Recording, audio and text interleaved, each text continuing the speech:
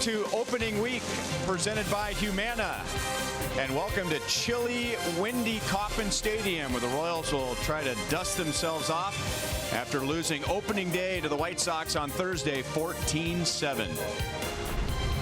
Hi, everyone. Welcome back to the ballpark with Rex Hudler. I'm Ryan Lefevre. Joel Goldberg and Jeff Montgomery are coming up. Well, objective number one tonight, Hud, is to have a better game on the mound.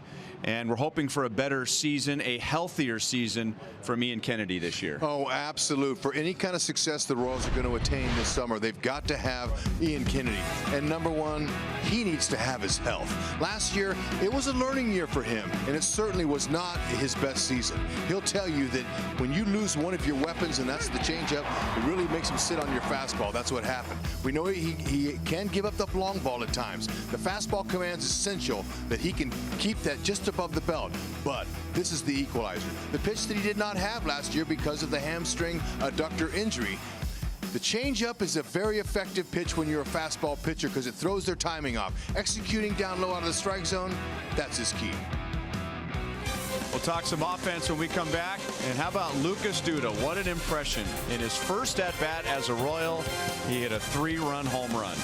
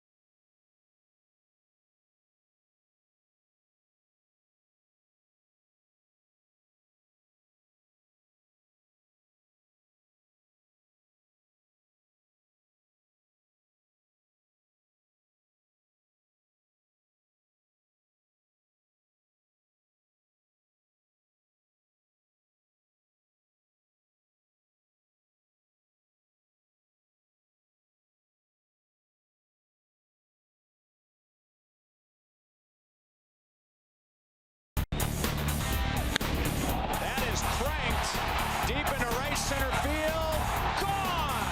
Unbelievable. What a stroke. Lucas Duda hits a home run in his first at-bat as a Royal. Duda! Take that.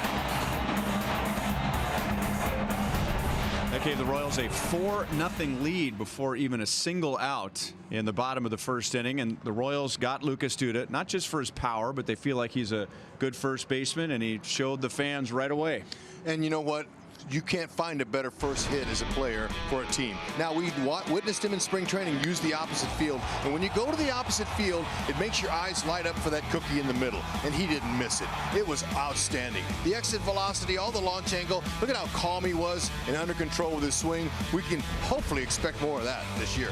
Our Toyota League leaders, 63% of Duda's base hits last year were for extra bases, second only to Joey Gallo of the Texas Rangers. Joel and Monty are coming up. Ned Yost emptied the closet and used just about everybody on Thursday against the White Sox. Joel and Monty will talk about what the bullpen could look like this year.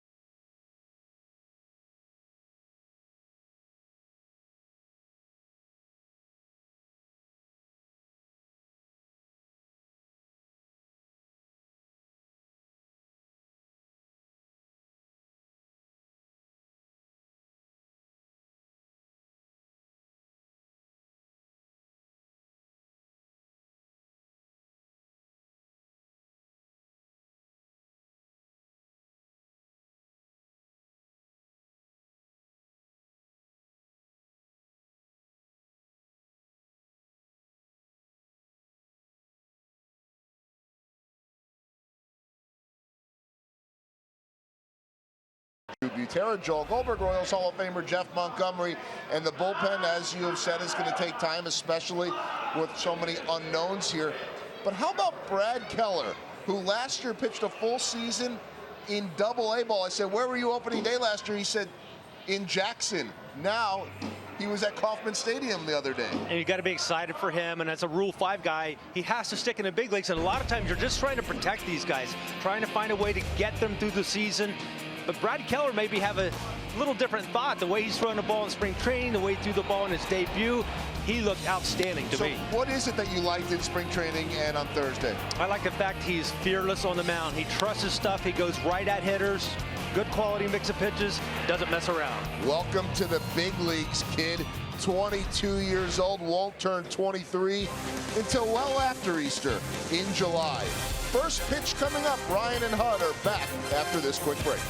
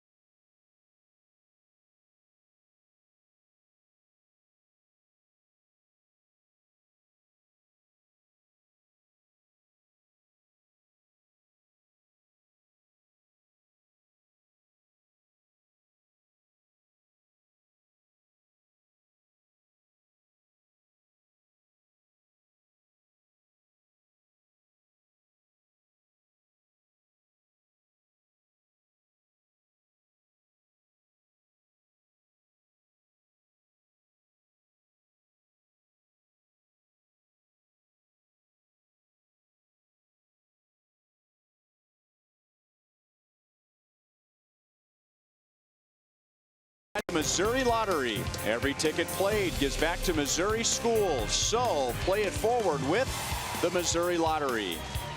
And by Chevrolet, the most awarded and fastest growing brand the last 4 years overall. Find yours at your Kansas City area Chevy dealers. It is cold, it is windy. Typically bad hitting conditions, but with the same conditions on Thursday, the Royals and the White Sox combined to hit 7 home runs. We'll see what happens tonight. The first pitch is next.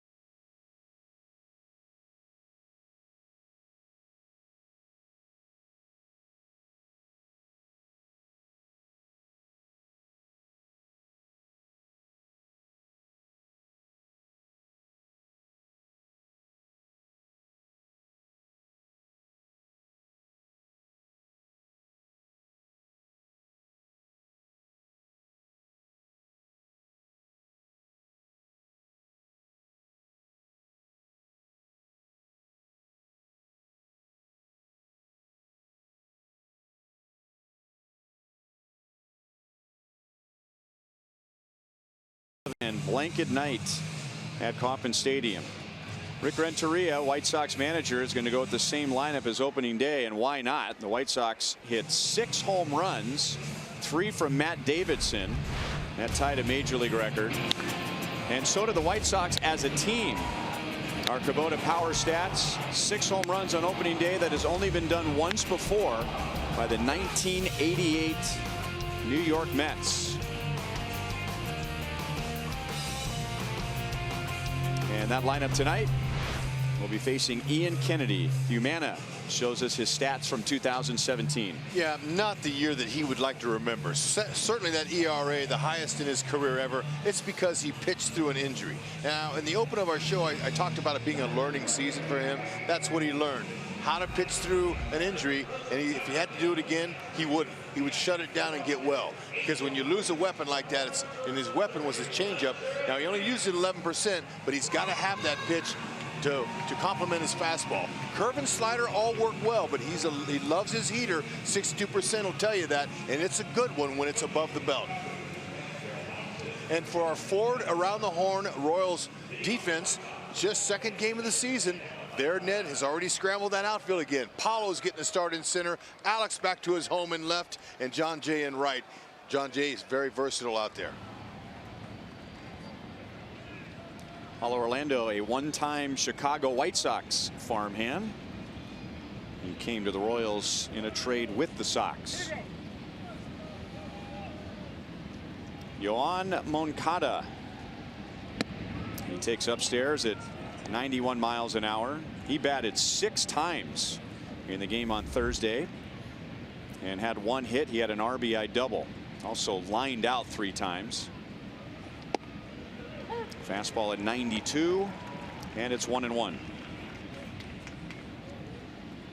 Moncada, he's a guy that they can trust leading off because he has a lot of poise, a lot of patience for this early in his career, especially. He looks like he's been in the league for 3 or 4 years.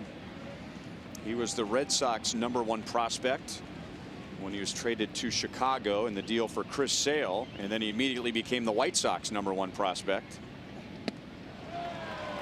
There's that Ian Kennedy fastball when he's right. That fastball that has that late life, and at least to the hitter, appears to rise as it gets into the strike zone. Sure does. It's not an easy one. Kennedy's just staying with that fastball. Yeah, that's what I like about Ian. He's convinced and convicted both with his fastball, and he's going to challenge hitters. I like his courage. Now, when he gets him sitting on that heater is when he pulls the changeup out. Let's see what he goes with. Looks like he's going to stay with his heater. Heater away.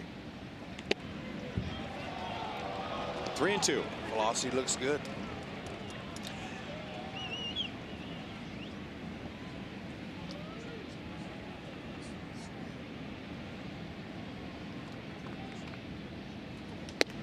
Did he go?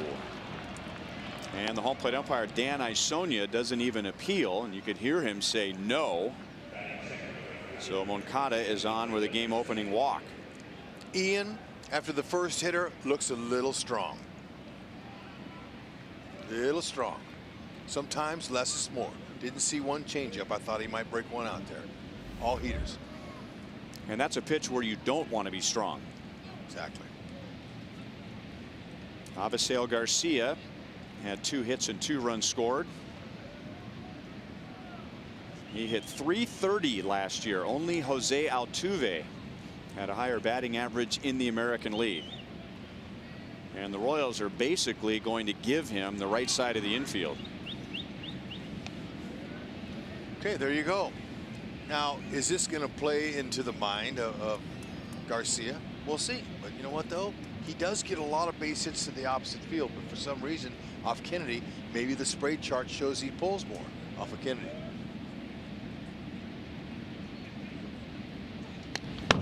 Oh, 0-1. And it looked like he was taking a shot at right field with that pitch. You know, at the shift, number one, you're talking about the tendency of the hitter, but the other side of that is the pitcher needs to put a ball in the strike zone that forces the hitter to hit it into the shift. You'd think that Kennedy might try to jam him, break his bat, come in.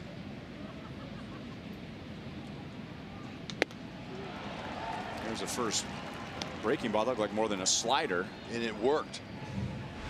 I told you the importance of his changeup. Now this spinner there, that was a little bit up out of the zone. That's good. If that's thigh high, he might put it in play. But you could see that Garcia was trying to pull the ball.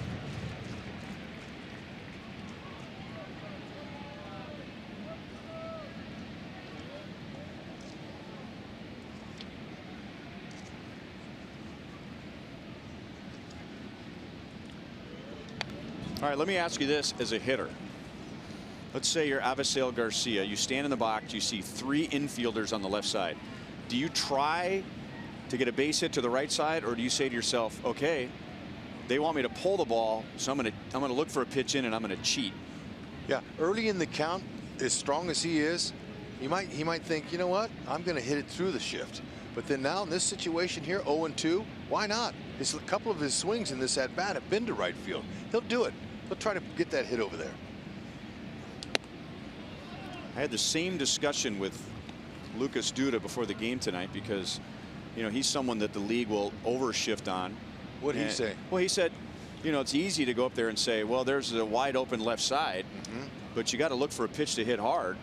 And if that pitch is on the inner half, well, you have to ignore the shift. You're just looking to hit the ball hard. Exactly. I'm going to turn and burn. I'm going to hit to my strength, not hit to theirs.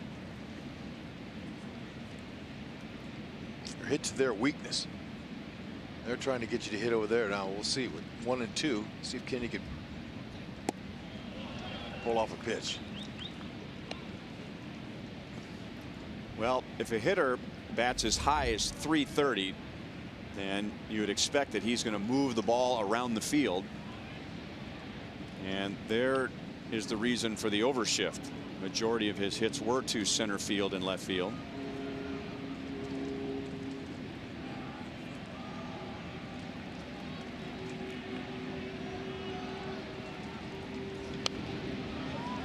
Still 2-2. Okay, now with the the weather right now, it's nothing like it was when the sun came up this morning. And look at Moose and Escobar. See where that throwing hand is? Right in their back pocket, where it should stay. Keeps it warm. Hand warmers in the back pockets are a welcomed addition for a game like today. Whitley, top of your screen, he's got it in there. Keep it protected. Fingers get cold, you lose control when you throw the ball.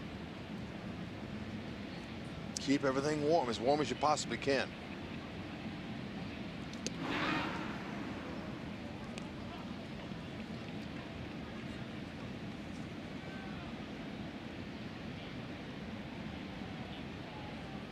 Moncada at 54 games last year. He just stole 3 bags. Now he's got a good lead. That 13-foot lead, anything over 12 is a lead saying I'm going. And it means he's comfortable getting back to the bag too when you get a big lead like that. He's already gotten a throw over, so he knows Kennedy's move. There you go. Through the right side, and Moncada will make the turn. John Jay hits the cutoff man, and the White Sox have runners at the corners with nobody out.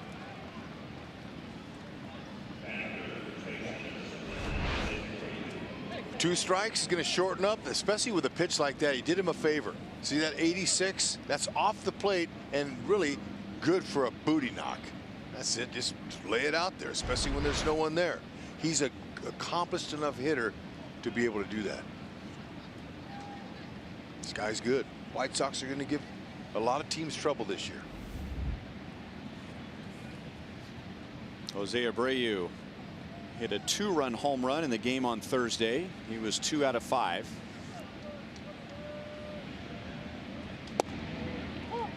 A changeup is in for a strike.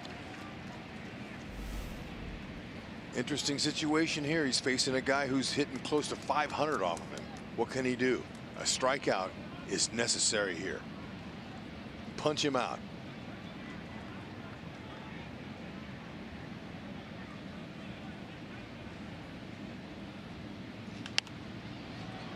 Fouled the fastball away. Hadn't really seen a White Sox hitter, even though they have first and third and nobody out, have a good swing on Kennedy's fastball. They've been late spraying him off to the opposite field. And when that happens, lots of times you play into the hitter's hand when you throw them off speed pitches. Speeds up their bat. They can put the ball in play a little bit more. Fastball at 92 to 94 like Kennedy's showing. Hard to get around on it at times. And with the weather like it is, that's not the ideal pitch to get jammed on. We talked about that opening day. Similar weather right now to opening day. Chilly. When the wind's blowing, it's the worst thing, especially for hitters, because if it blows in your eyes are watering, you continue to blink. And when you blink, when that pitch is on the way, you're in trouble.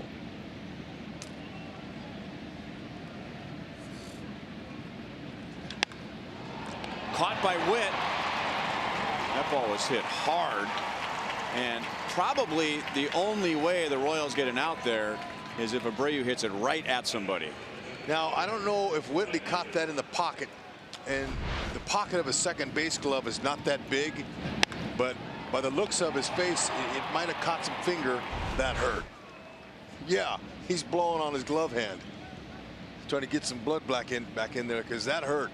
And that's an excellent play on a line shot, because you are a little bit leery of how cold it is. Your glove is hard as a rock, the leather is, and he did a nice job holding on to that.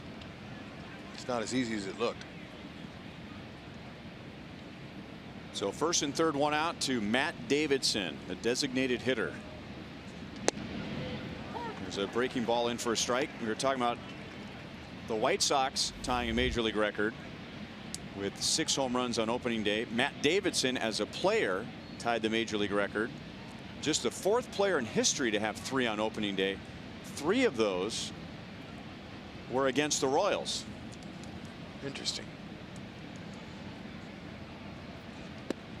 George Bell here in 1988.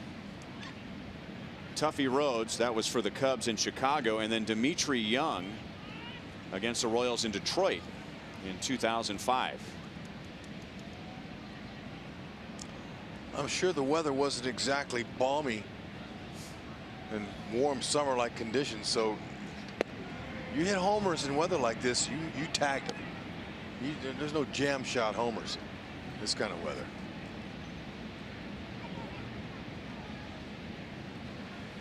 Danny Duffy in the first 3 innings gave up 1 hit and he struck out 5. And then the White Sox broke out for 5 runs in the 4th inning, and they just kept on hitting. That's a great spot with that slider. It was like 2 different guys. It really was. I mean, we saw Duffy on top of his game, and what happened was he was trying to trust his fastball, and it really wasn't there, and he was mislocating, throwing it right over the middle of the plate. And everything's contagious in baseball. They started hitting homers, 1, and here they come back to back. That's a good swing there. Kennedy's got a really good sequence of pitches going against Davidson now. Davidson's not sure what he's going to come with here, 3-2. Kennedy, we know he's convicted with his fastball. So if you're the home run hitter Davidson, you're looking for a heater. An off-speed pitch could get a ground ball. It maybe could roll up a double play here. He hits it to the left side on the ground. Garcia should be going at first.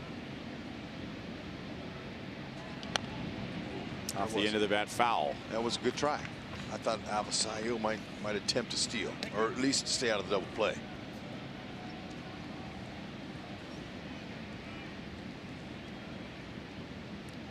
Davidson had hitting 3 home runs on Thursday. He'd never had a 2 home run game as a big leaguer.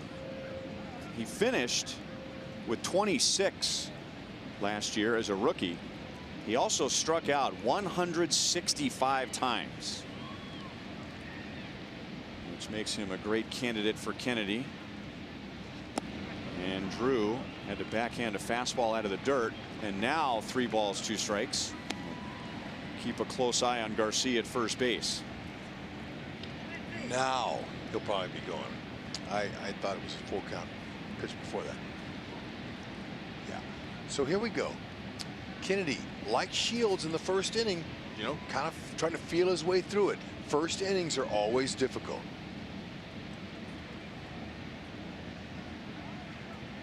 He is running, and it's lined to right field. That'll score a run, and Garcia will keep on running. So Garcia and Davidson go the other way with base hits. Chicago leads 1-0.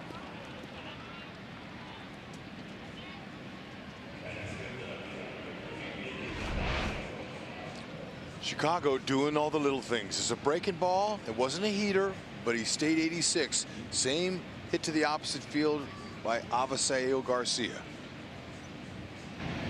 Those are textbook swings, by the way. Yeah, both base hits. I'll bet if Ian Kennedy, before the pitch was thrown, would say, this is exactly where I want to put it.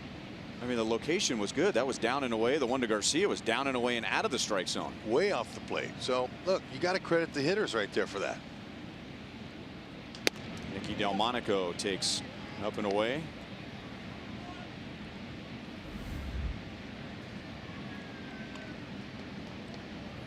They're talking about him hoping to avoid a platoon and being the White Sox everyday left fielder. The question was, how would he do against lefties, and he hung in there well against Duffy on Thursday. 1 ball 1 strike. It's an important spot in the lineup for Delmonico. Hitting 5th. That's a run producing part of the order, but you're backing up your number 4 hitter. You better give him some protection. Again, not a great swing on the fastball, and it's 1-2. It's been the slider that's hurt Kennedy in the first inning. Both Garcia and Davidson taking sliders the other way.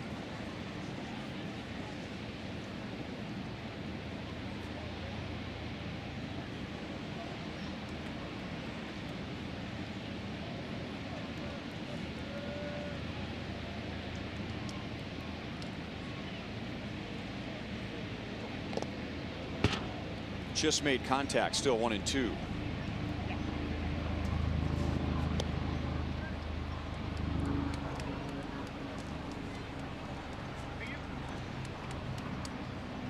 Moose playing off the line. Hoping he's in an area. All the infielders are. Can help Kennedy possibly roll up one. Now Kennedy's more of a fly ball pitcher, but he did induce 11 ground ball double plays last year.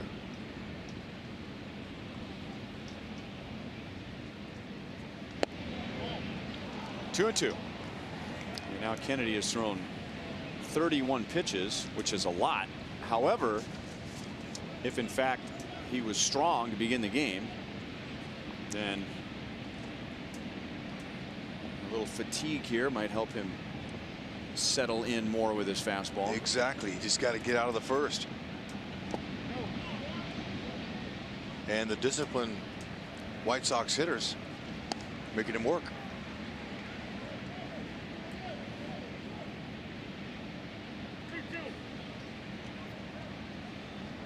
Give them credit. They have taken very few bad swings at pitches out of the strike zone. That's right.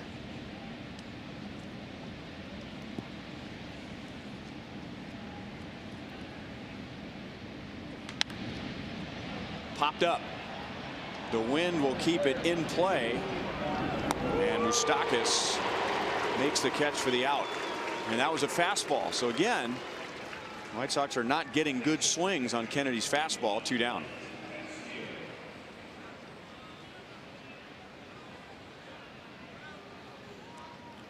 Kennedy can get through this inning with just giving up 1 run. It'll have been a heck of a job. The catcher, Wellington Castillo.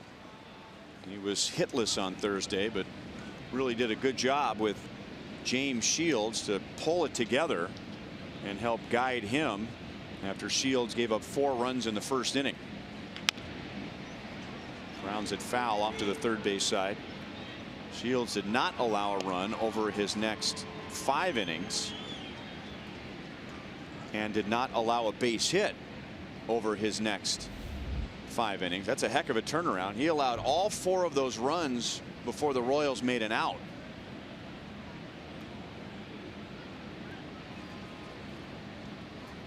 So we give the veteran catcher some of that credit. Yeah, and you know, I didn't expect him to last very long in the game, but he did. Settled in.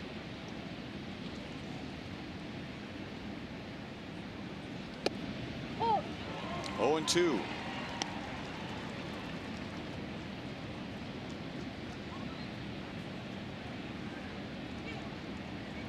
Garcia's at third. Davidson is at first. Davidson drove in Moncada for the White Sox run. And the Royals expect the right-hand hitting Castillo to pull the ball.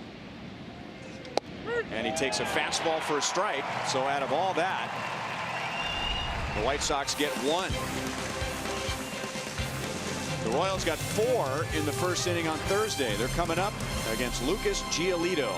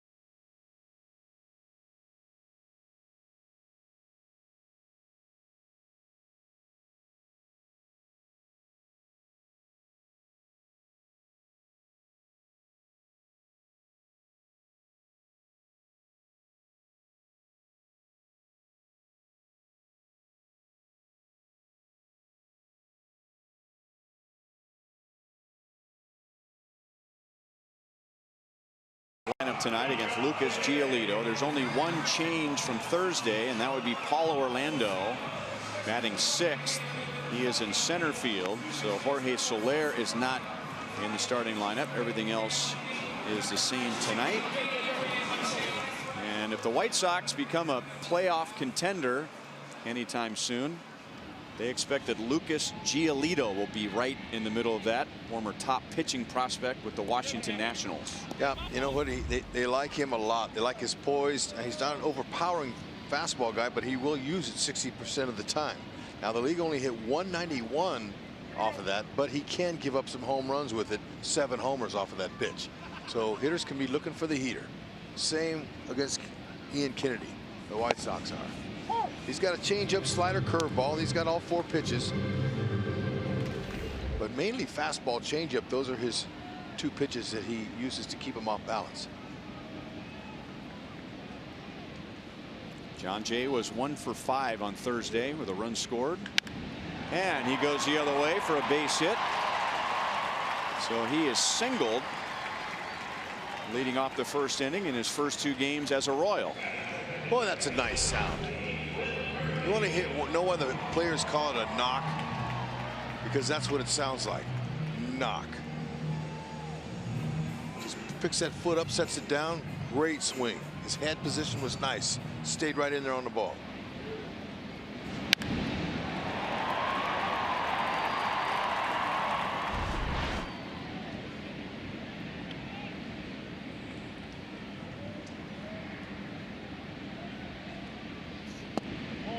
Fastball with good movement is low for ball 1. Witt singled and scored in that Royals 4-run first inning on Thursday, and then he picked up an RBI late in the game.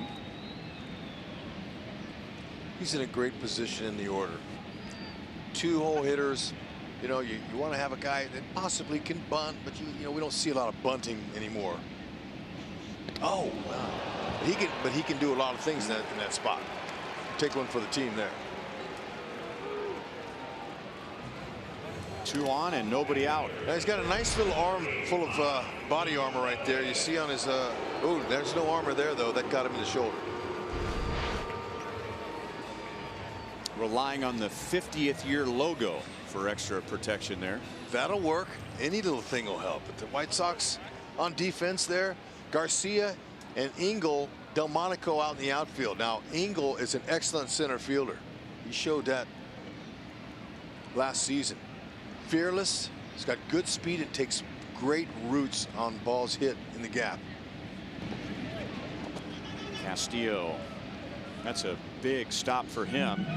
The White Sox are hoping here for a ground ball double play, and if that ball gets by Castillo, that is not an option.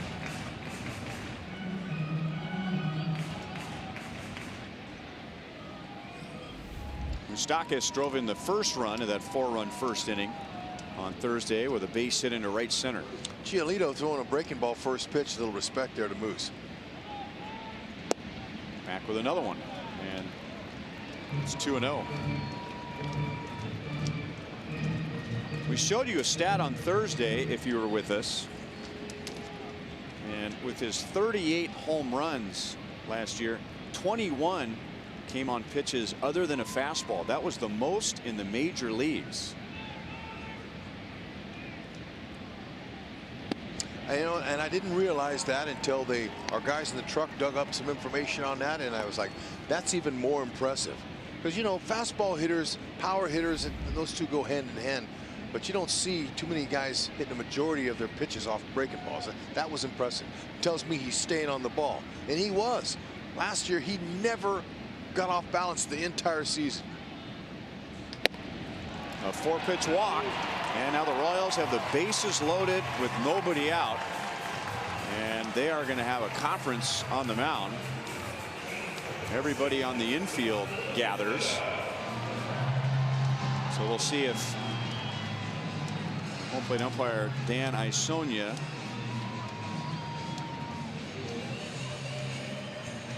this is in between batters.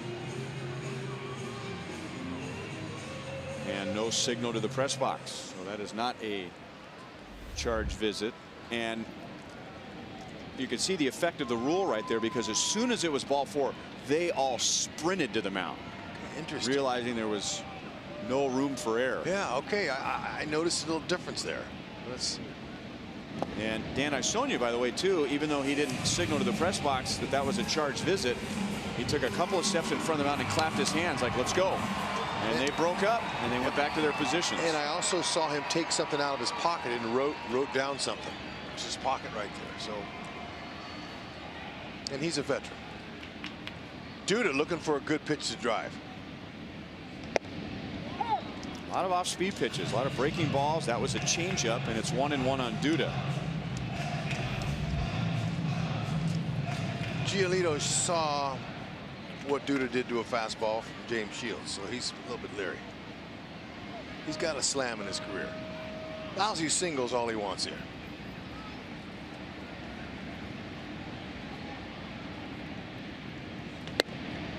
Two and one. Didn't have a lot of confidence in his fastball. No, and that's 2 changeups in a row. He hit 30 home runs last year for the Mets and the Rays. 25 of those came against right-hand pitchers. So you want to wait him out and hit your pitch. Pressure's on him. Got a fastball, and he put it in a perfect spot. 2-2.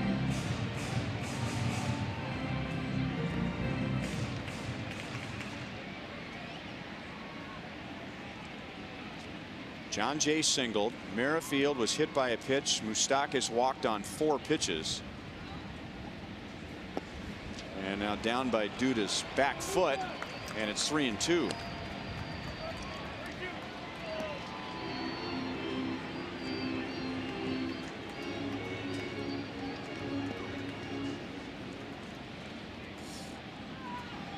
Slight pull by the shortstop, Anderson, but the other guys, normal depth. See if he can find a hole. Another walk, and the Royals tie the game. Boy, you gotta like that. You know, we complimented the White Sox hitters for being selective in the first half inning there against Kennedy, and they did a nice job. They got able to score a run. But now, this inning here, you would expect Duda would be all excited about the 3-run home run he hit in game 1 with his first swing, and he milks a walk there. So very nice job there. Now let's check out a little pitch sequence, how he pitched very carefully to the star hitter Duda. Down, changeup, breaking ball. Okay, another changeup, back-to-back changes. There he took a chance with the heater, is well located. He spit on that breaking ball, and that heater there was out of the zone. So don't let him up. Be ready. Chesler right here. He's a DH. Doesn't, you know, he don't get to go play on the other side of the ball. Make sure you're ready. First pitch, be ready to drive if it's there. I'm going to assume that pitching coach Don Cooper said, hey, why don't we start mixing in some fastballs? And lots of times when a pitching coach goes out there, that's what you're thinking as a hitter. Coming up. Right down the middle at 92. The others, there's 2 ways to look at it, Hud. Number one, what you just said, be ready for a fastball right away. Another one would be, okay, this guy's hit a batter and walked 2. I'm going to make him throw a strike. And that's okay. He's still going to get a good pitch to hit in this at bat. Now, this is coming out of my mouth, who never hit a grand slam except in spring training when it didn't count. I hit like 091 with the bases loaded in my career, but till 20 years of broadcasting, I figured it out. I wish I had known now what I didn't know then. So look, Chesler's doing the right thing. I sound like I might have been a great hitter with the bases loaded. I wasn't.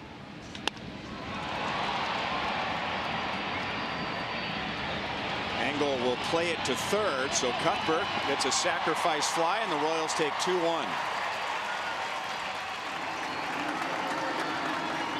Nicely done. He was looking for a pitch he could handle. Didn't have to be the first one. Sacrifice fly doesn't count as an at-bat, and that's a good stat to have. Ribby for it. Whitley was not wasting any time coming down that third base line either. He was booking.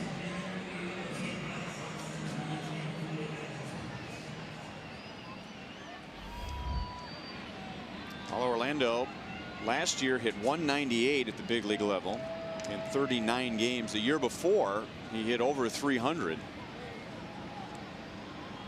and really used the middle of the field 2 seasons ago.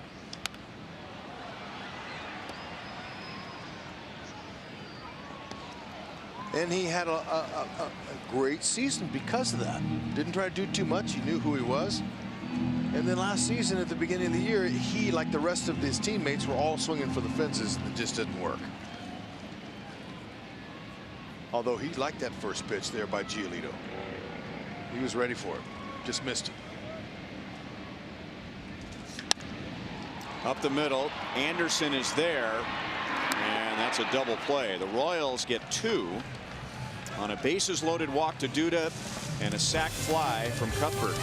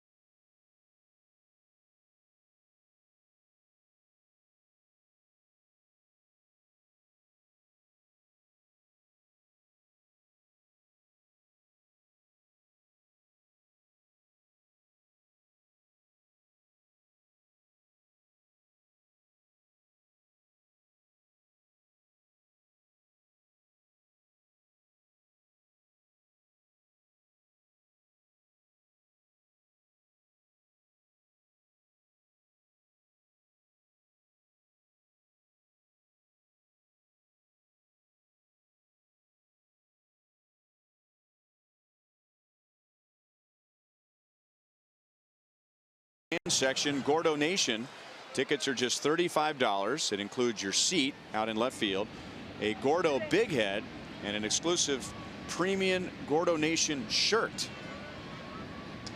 Get those tickets now at royals.com/theme tickets.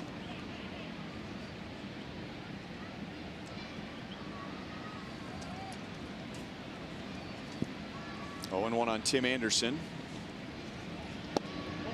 That's a little bit low. 1 ball, 1 strike. Tim Anderson hit 2 home runs on opening day, the first time he's done that in the big leagues. And the first White Sox shortstop to hit a home run on opening day ever. Not just a 2 home run game, but a White Sox shortstop had never hit a home run on opening day.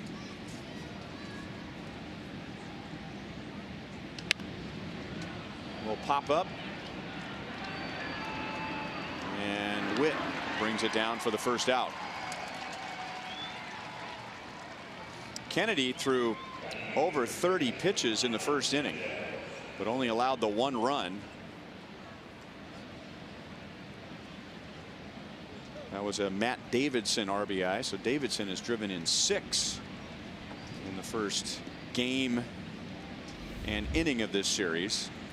And now here's Yolmer Sanchez, switch hitter who hit 12 home runs last year. And again, the White Sox are late on Kennedy's fastball. Typically, when a starter throws a lot of pitches in the first inning, there's more runs than that, but usually they're facing the bottom of the order the next inning and goes rather quickly. Most of the time that happens. Bunted in the air, and Moustakas is there.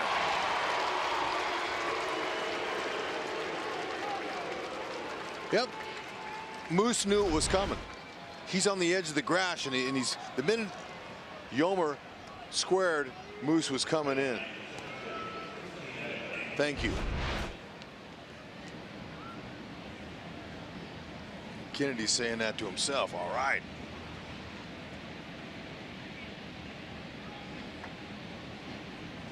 Two quick outs.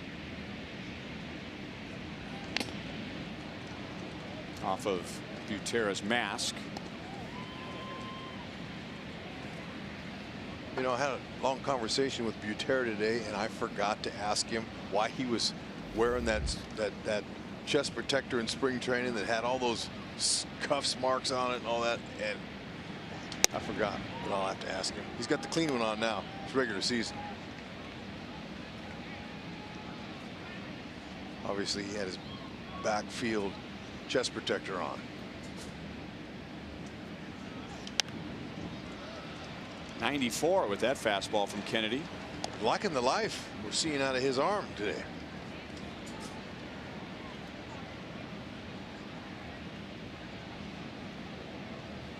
Expected a bounce back year from Kennedy for sure.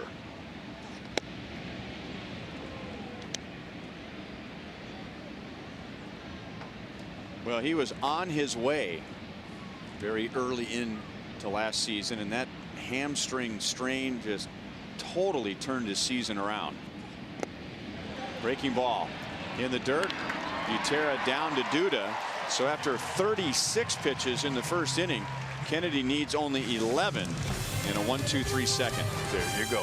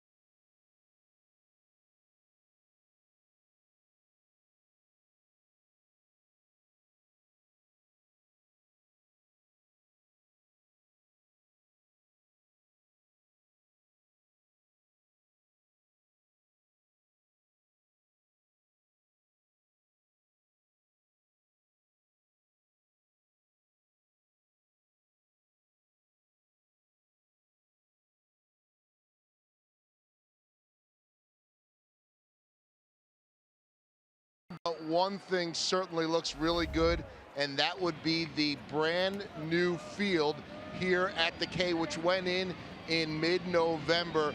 And it's really the first time Trevor Van says he can remember that a full new field went in. They repaired certain parts here and there, but here's what happened, guys. He said the irrigation system was starting to fail, and so they went in, they brought in the new surface. It came in actually with the roots already attached. The technology nowadays is amazing, and so it had a very strong root system coming in on plastic, went in mid-November, survived the extreme cold weather, and did really well. They started mowing in the 1st of March.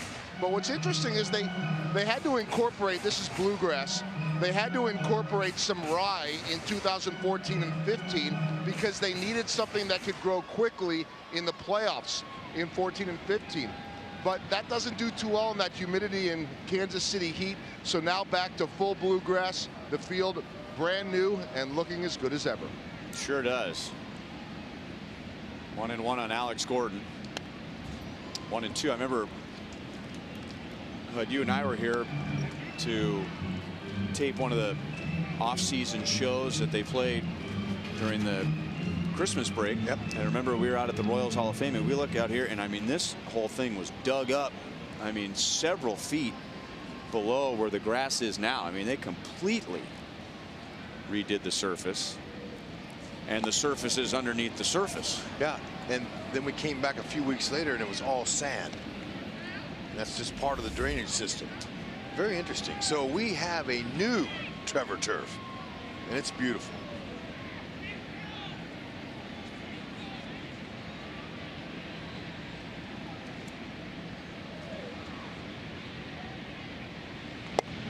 Fastball, and Alex was looking for something off speed, and why not? Giolito's thrown a lot of curveballs and changeups.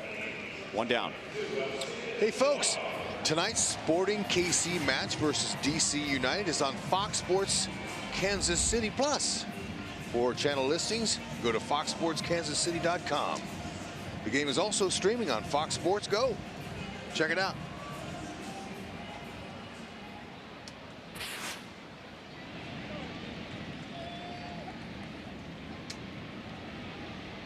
Alcides Escobar with one out.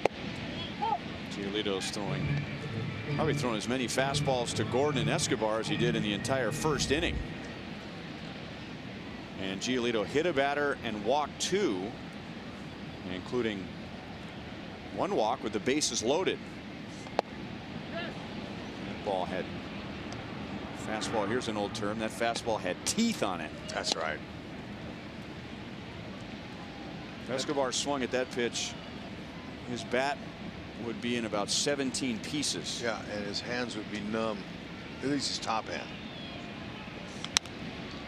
Back to Giolito. Two down. So Lucas Giolito tonight. Tomorrow, Reynaldo Lopez will pitch for the White Sox, and the White Sox got both of those pitchers. They were top pitching prospects with the Washington Nationals, and the White Sox got those two guys 2 off seasons ago in a deal for their center fielder Adam Eaton. And then Eaton, remember, he wrecked his knee really early in the season, so the Nationals got next to nothing from Adam Eaton. Adam Eaton went 5 for 5 today for the Nationals. Abreu goes into foul ground, so both Giolito and Kennedy labored in the first inning and have very quick second innings. 2-1 KC.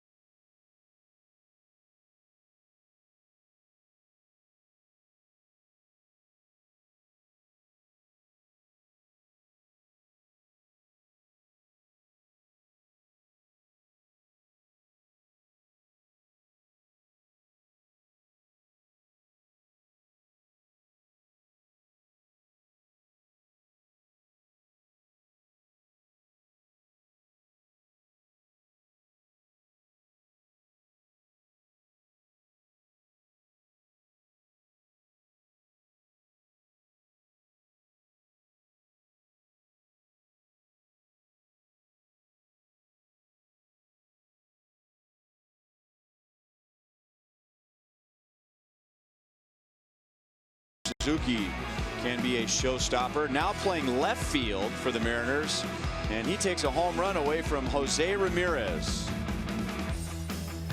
Fantastic. You see how he looked where he was? This guy's a veteran, and he keeps himself in immaculate shape. Good sign by the Seattle Mariners. Bring him back home.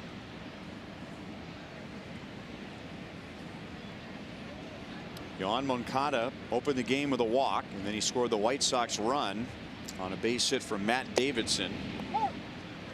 1 ball and 1 strike, and Ian Kennedy threw him nothing but fastballs.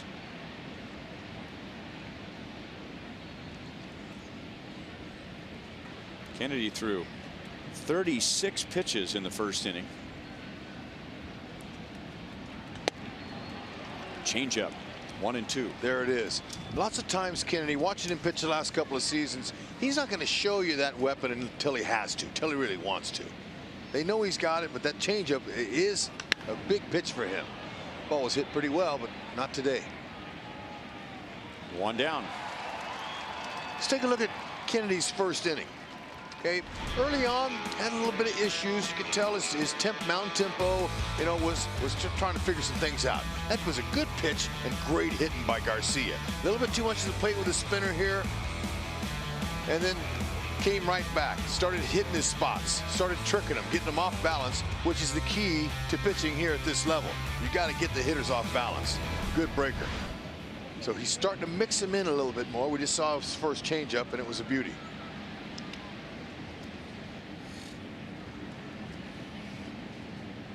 Avisail Garcia. That ricocheted off the home plate umpire. Garcia took a slider that was down and out of the strike zone and singled to right field.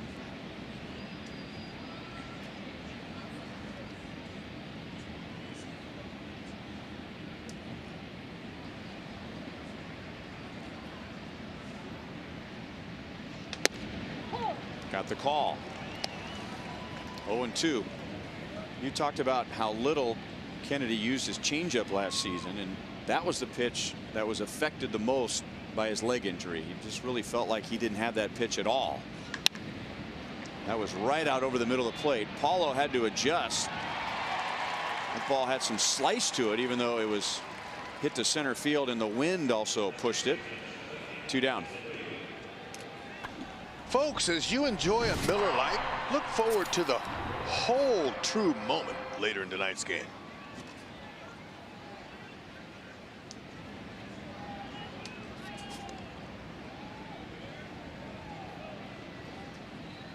A big out for Kennedy in the first inning was Jose Abreu. The White Sox had runners at first and third and nobody out, and Abreu hit one right on the button, but he hit it right to Merrifield. Otherwise, that could have been a much bigger inning for the White Sox. This is a good day for Ian Kennedy's fastball belt high. Go ahead, see how far you can hit it.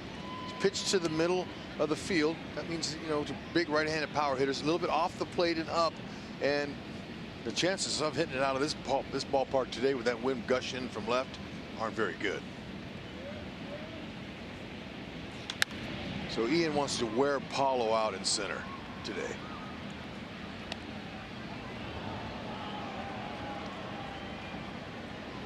And Paulo, Orlando in center, he would love that opportunity. Nothing better. He worked hard in the offseason. He knew that center field was going to be a wide open spot for him. He's ready. He's ready to run. 2-2.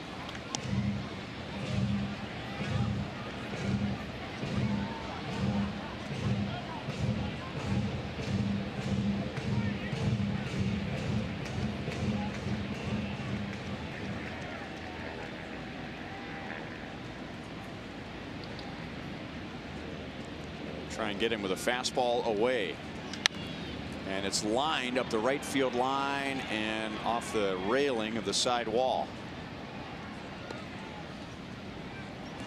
Abreu, undoubtedly one of the best American League hitters. They knew exactly what they were doing when they scouted him, and then they signed him really pretty much just relying on their scouts info, watching him in Cuba, They gave him a nice big contract, and I remember Ed Farmer, their longtime radio broadcaster, went to a Notre Dame game with him in the wintertime. He's a big Notre Dame guy. And he was complaining, I can't believe our organization gave this guy that we've never seen before all this money.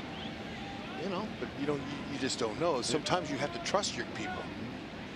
It was shocking the amount of money they gave him. Right. For someone who had never played on a North American professional baseball team.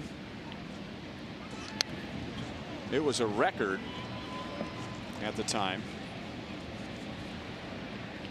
More than any other deal for an international amateur. So you're not talking about someone from Japan who had been a professional for a while. An international amateur. It was $26 million more than any other international amateur, but he has lived up to it. Oh, there's no doubt.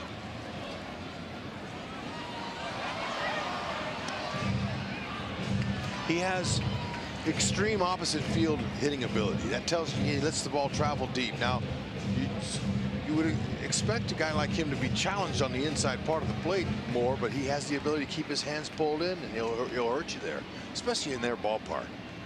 During the summer, Comiskey Holcomb, U.S. Cellular, is a bandbox. It's a launching pad.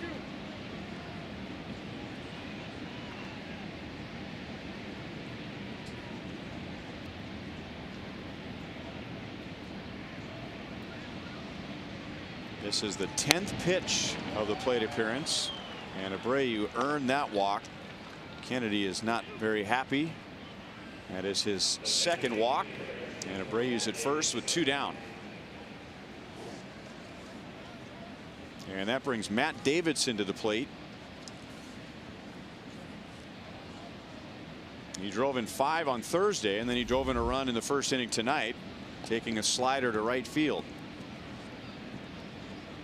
And the Royals, even with that, are going to continue to play him to pull on the infield.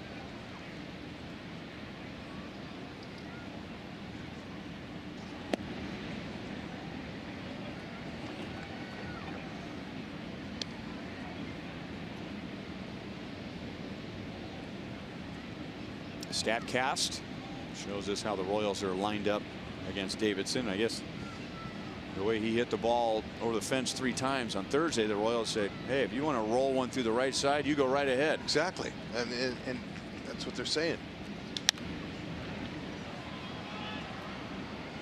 Davidson might be trying to think that way a little bit. He's already got 3 homers. He's saying, now let's not get carried away. But another interesting tidbit I'm seeing here on the screen is the strike zone. Look at that nice box here. You see that? It's kind of hard to see. I mean, not really hard to see, but I like it. It's subtle, but it gives you an idea, especially some new fans, about where the pitcher wants to try to put the ball. Get the immediate velocity and the location. Yeah, I like it. Something new this year.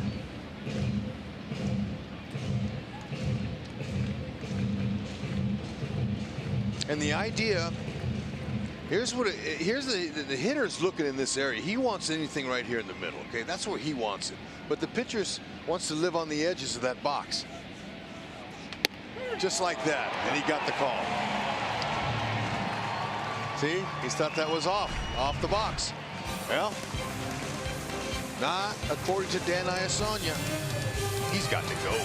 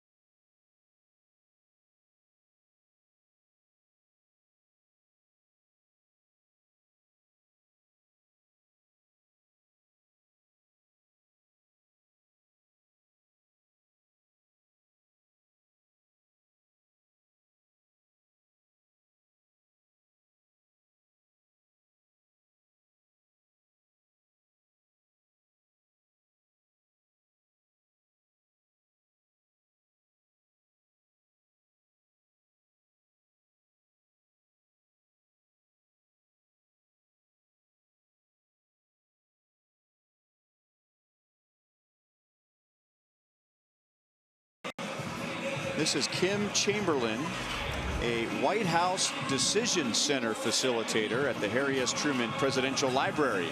An educator for more than 30 years. She brings passion to her work, inspiring thousands of students each year to participate in democracy. Just this morning, the Truman Library brought the traditional White House egg roll race to Independence. Kim and others hosted Harry's Hoppin' Hunt, where kids of all ages raced down the hill of the South Lawn, hunted for eggs, and listened to great children's stories read by VIPs, including Royals Hall of Famer Frank White. Outstanding, Kim. Sitting in the Buck O'Neil legacy seat at tonight's game. Congratulations.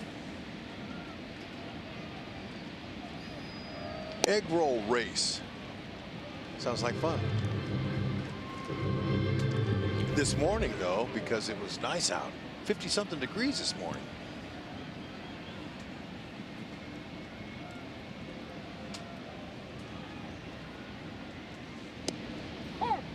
Two and one on John Jay. He singled to left field and scored the Royals' first run. Coming home on a bases loaded walk to Lucas Duda.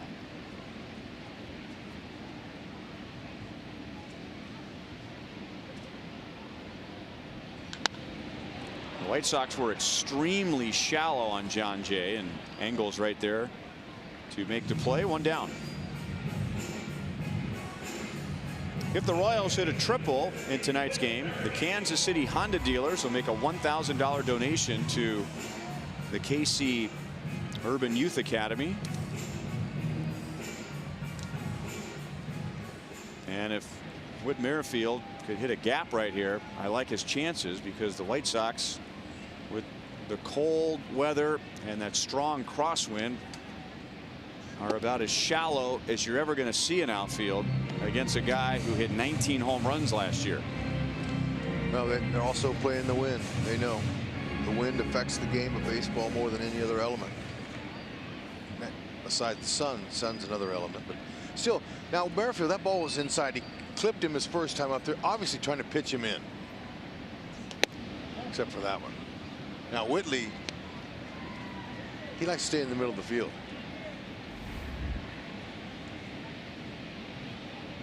He scored on a Cuthbert sacrifice fly.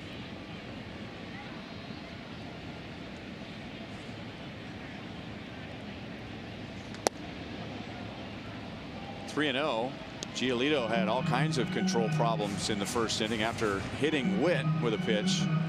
He walked Moustakas on 4 straight pitches and then walked Duda with the bases loaded. And now since then, since the Duda walk, he has set down 6 in a row. Witt was taking all the way, 3 and 1. Moustakas is on deck.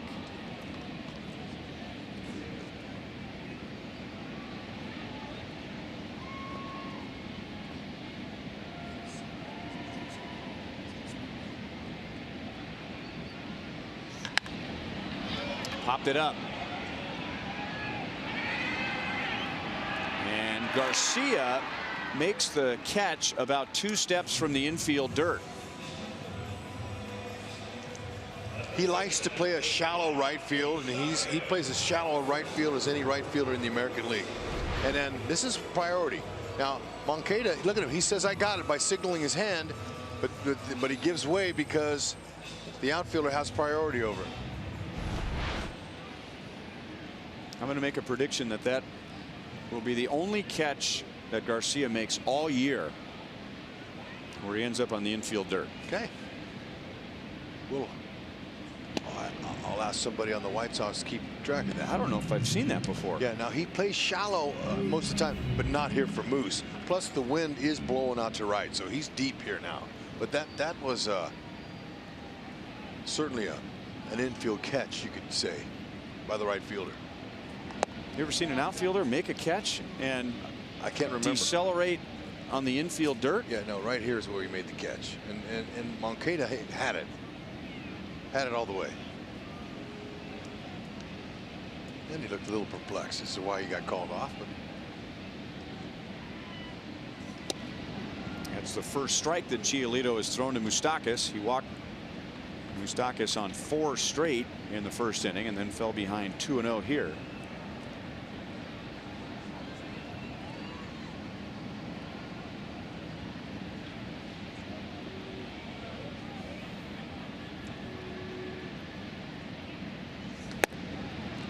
3-1.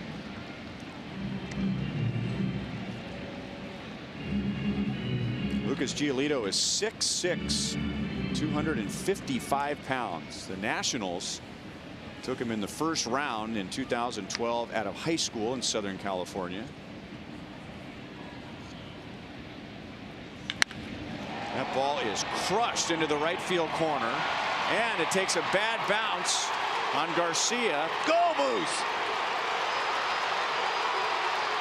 Mike Moustakas dives in with a 2-out triple. Hey, I just talked to Moose about his legs. I made a comment in the opening game about how in spring and now and watching him, how he's running so much better. So I asked him before the game, Moose, what's up with a newfound speed? He said, Hud, it's amazing how you can run when your knee doesn't hurt. So there it was. He waited for a nice 3-1 pitch, and it was stayed right in the middle of the plate, and he yanked it. Garcia was plenty deep, but he couldn't catch that one. Moose short hopped the wall, it kicked down, and he says, all right, I'll try it. I feel good. It's cold, but my knee feels great. Look at that, a head first dive. And pops right up. Fantastic. That's his first triple in 3 years. I was wondering how long that had been. And the Kansas City Honda dealers will donate $1,000 to the Kansas City Urban Youth Academy with that Mike Moustakas triple.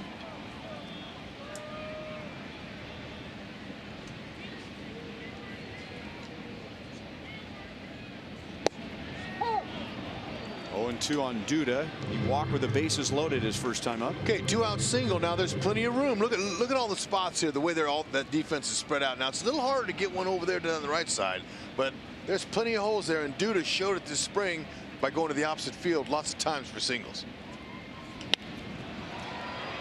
Blooped, shallow center. Engel dives, and he didn't get it.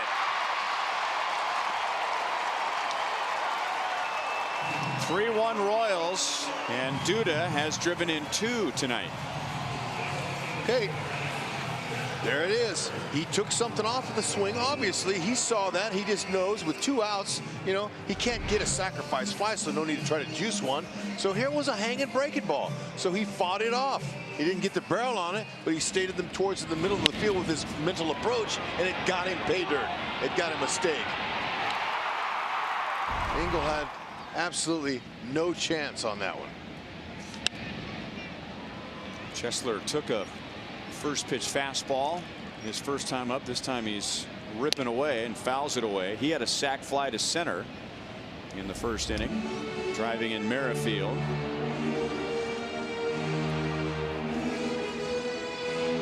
That is his second RBI in this series.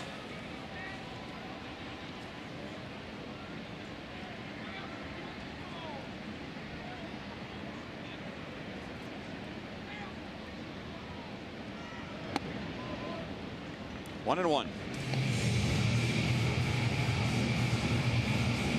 Chesler told me today about his opening day designated hitter and the fact that he might be a DH. I asked him, what do you do in between time? Sometimes it's 20 minutes, sometimes it's 30, sometimes it'd be 40 minutes in between at bats.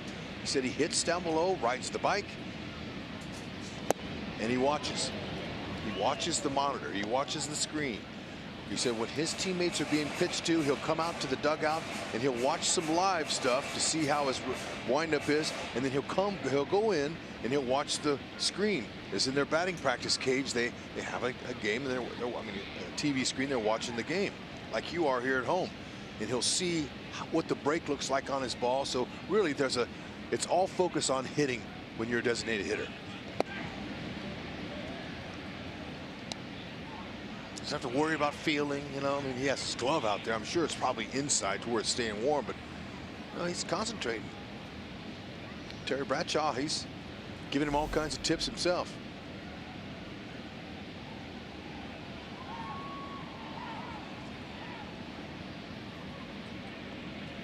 Wait, whoa.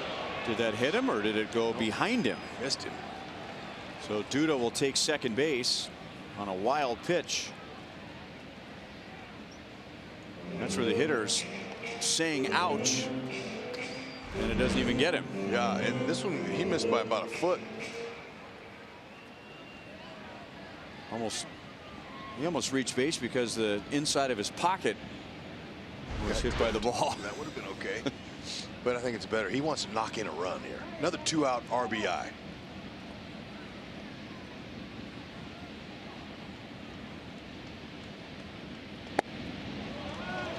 Another walk. And now first and second with 2 down, and Paulo Orlando coming up. That was a good take. You know, when you're designated hitter, like we're talking about, you're aggressive. You want to do something because you can only help the team with your bat. You can't help it with the glove. A lot of guys are going to swing at that and try to hope to knock in the run. But that's a great job of spitting on that and taking the walk.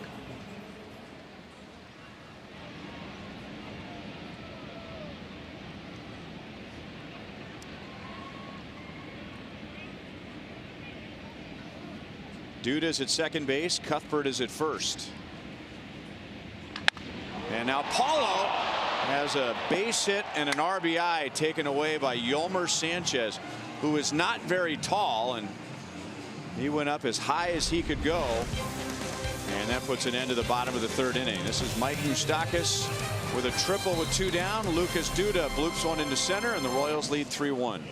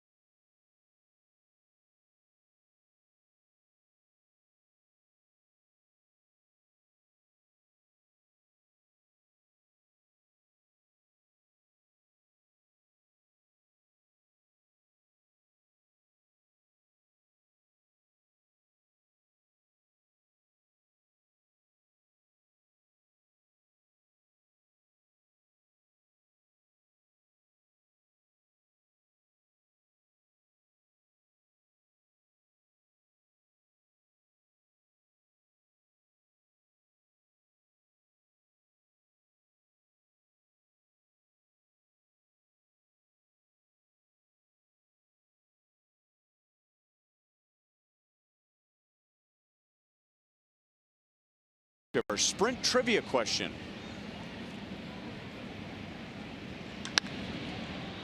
Nicky Delmonico hits it into left center. Paulo runs it down.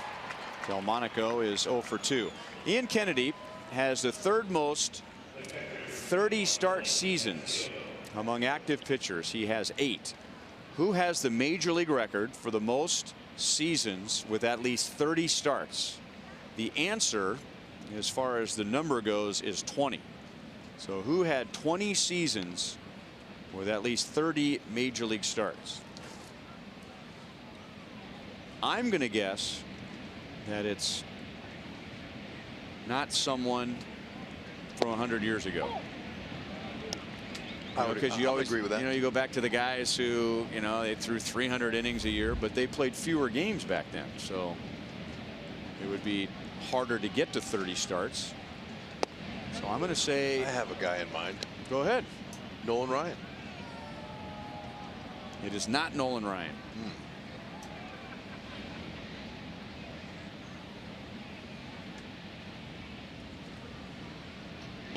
How about our broadcast colleague Bert Blyleven? Incorrect. Good guess.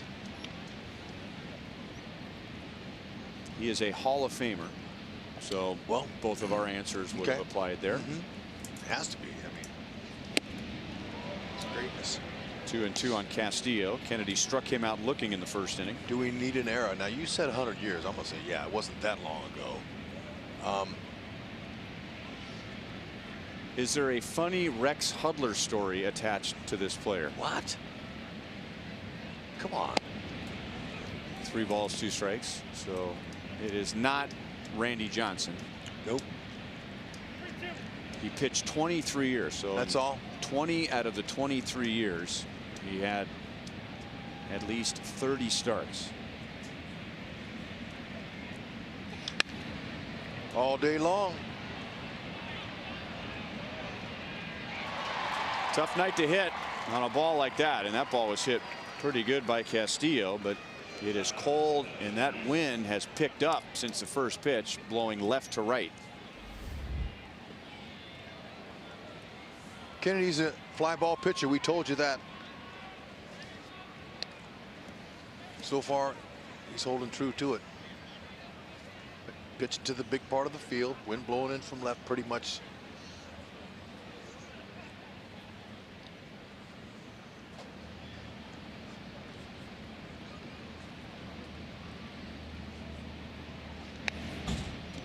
Tim Anderson fouls it back. How about Tom Seaver? My homie. He's a Fresno guy? Absolutely.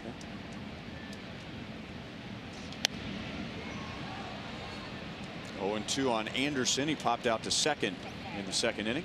That's the wrong answer, by the way. Thought it might be. Bob Gibson. I was thinking Bob Gibson. I just didn't think he pitched that long. This guy played for 5 different teams. Wow. Kennedy now, he's finding it. Looking good. He is struck out 4. The White Sox go down in order.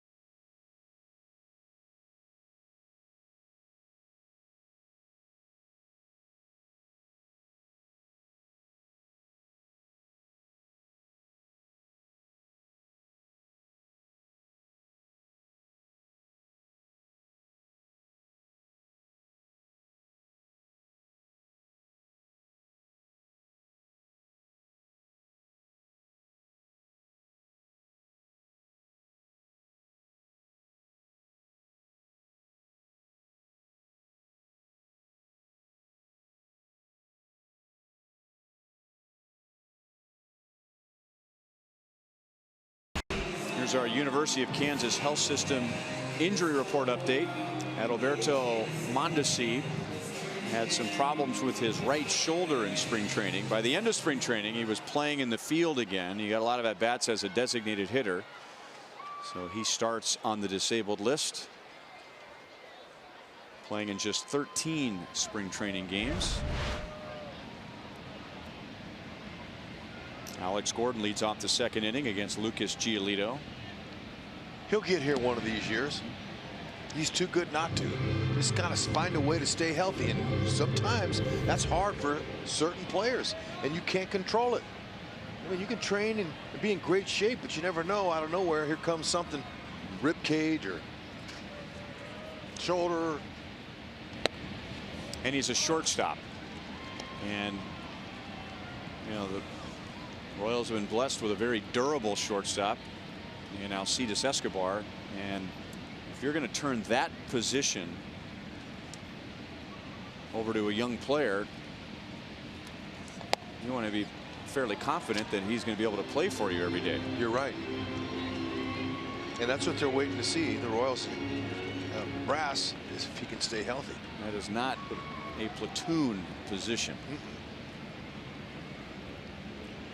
3-0 on Alex. Giolito has walked 3. He has also hit a batter. Alcides Escobar will be next, and then Drew Butera.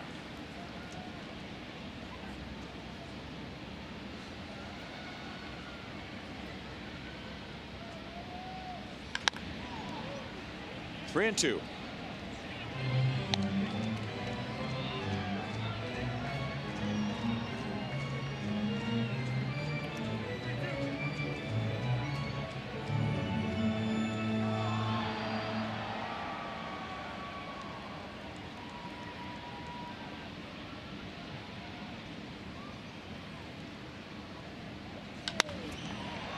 On the ground to Moncada. 1 out. It is not too late if you'd like to be a season ticket member this year. There are several packages tailored to fit your schedule. All season ticket members will receive an exclusive Salvador Perez bobblehead along with tons of other benefits. Visit Royals.com/STM for details. That's right, folks. You're going to want to come to the K when the kids get out of school and enjoy a beautiful ballpark with a new field.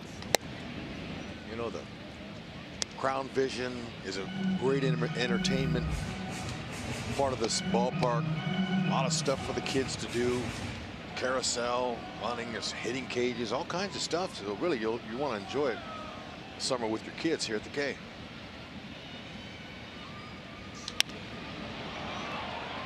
Escobar lifts it into right center. Now that is with the wind, so the White Sox are almost burned by playing so shallow. With that wind, if you can get it in the air to right field, the hitter's going to get some help. So Garcia has made a play running onto the infield dirt, and he's made a play running on to the warning track. Now it looked like a pop-up. See how shallow he is? He's playing really shallow. He had to get on his horse, and he's a tremendous athlete. Good wheels, big strong young man, but then he got a little winded there. Says, man, I'd expect him to hit that ball that far. Good stroke by Eske. Still looking for his first hit of the year. Drew fouled out to the first baseman Abreu in the second inning.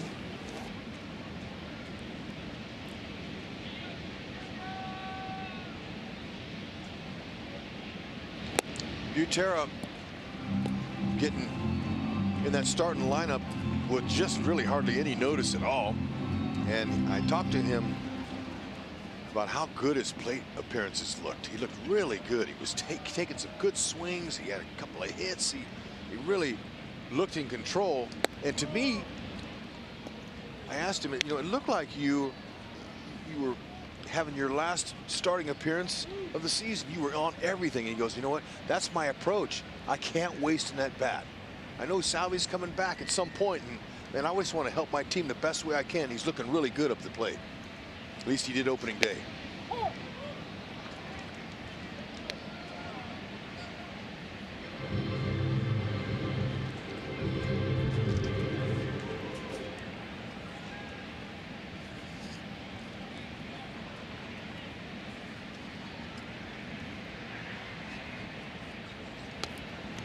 Full count.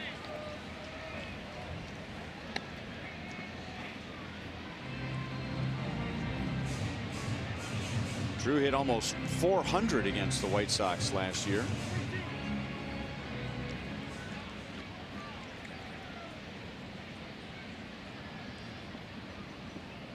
And he's going to get a fastball on 3-2. That's right. Drive it. Hit an alley. Good swing. He's short. Real short with his swing. It's not long. It's a very handsy swing. And when you have that type of compact stroke, that's how you're developing bat speed. See him blinking his eyes right now? See that? There's that wind. That wind's bugging him. That cold wind makes your eyes water. and your eyes dry out.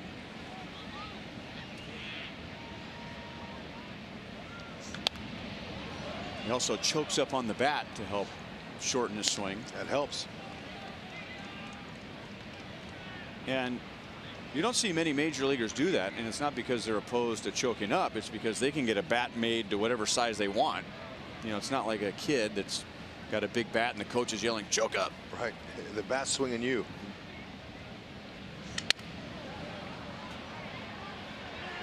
Sanchez with Anderson behind him, and Anderson makes the play. And the Royals are down in order in the bottom of the fourth.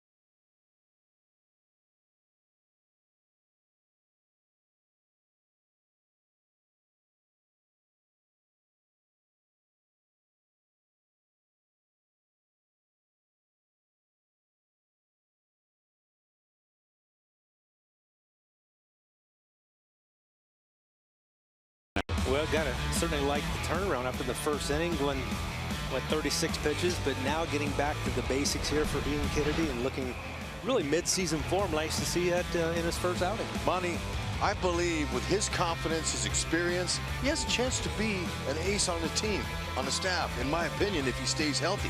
Health is #1 issue. Well, no doubt about that. And I think when you look at, any pitcher, if you're expected to go out there 30+ times during the year and go 6+ innings every time out, it's going to take its toll. And if you stay healthy, you got a chance to do that.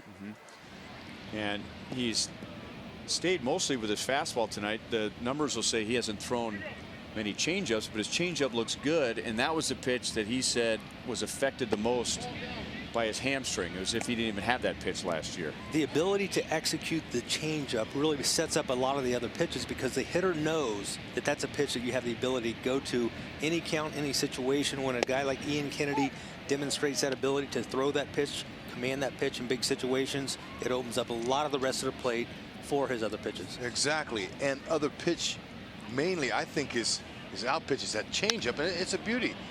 That's the first ball that's been struck well off him. Yolmer Sanchez is on to begin the top of the 5th inning. That's Yolmer.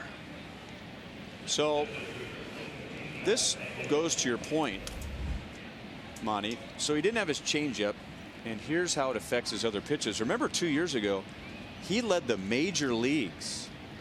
He had 144 strikeouts on his 4-seam fastball. That was with his changeup. Last year, without his changeup, that was about cut in half. And I think you can maybe read a little bit more into that as well, because I think it took away from his 4-seam fastball when he didn't have that ability to drive and get that movement that he normally gets with the 4-seamer. Royals were not on the same page defensively. Both Kennedy and Duda charged that bunt by Engel, and there was nobody standing at first base.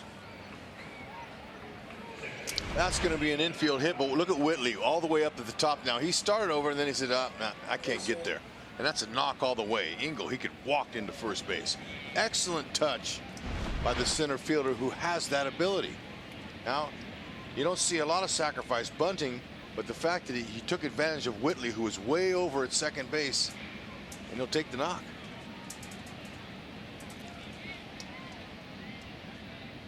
typically you got to give up ground. Now look at him, we're going to do it again.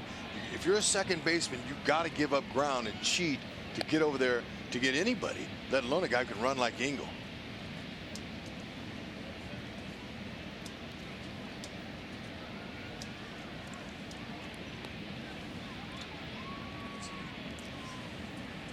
Moncada walked leading off the game against Kennedy, and then he scored on a Matt Davidson base hit.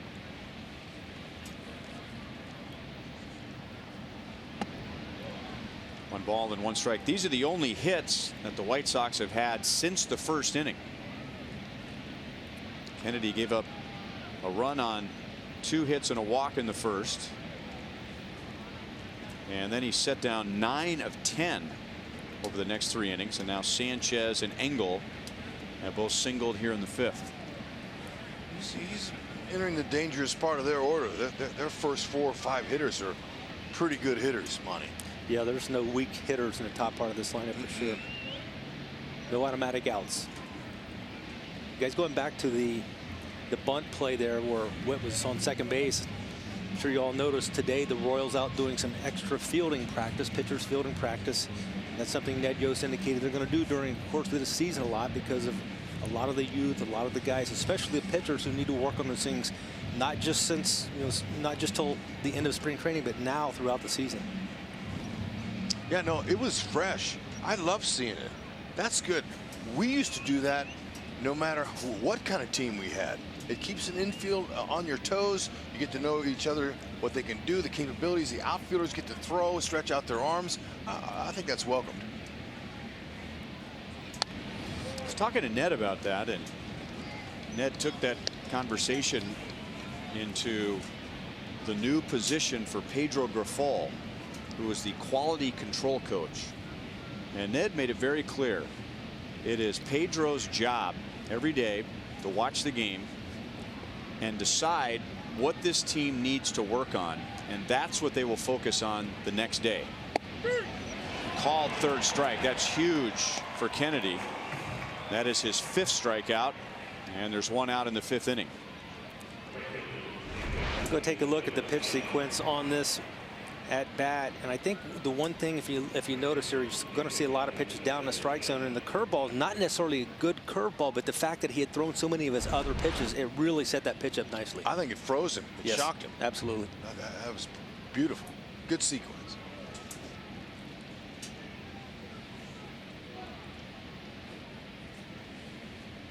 Garcia has Sanchez at second, Engel at first. He is single to right and line to center.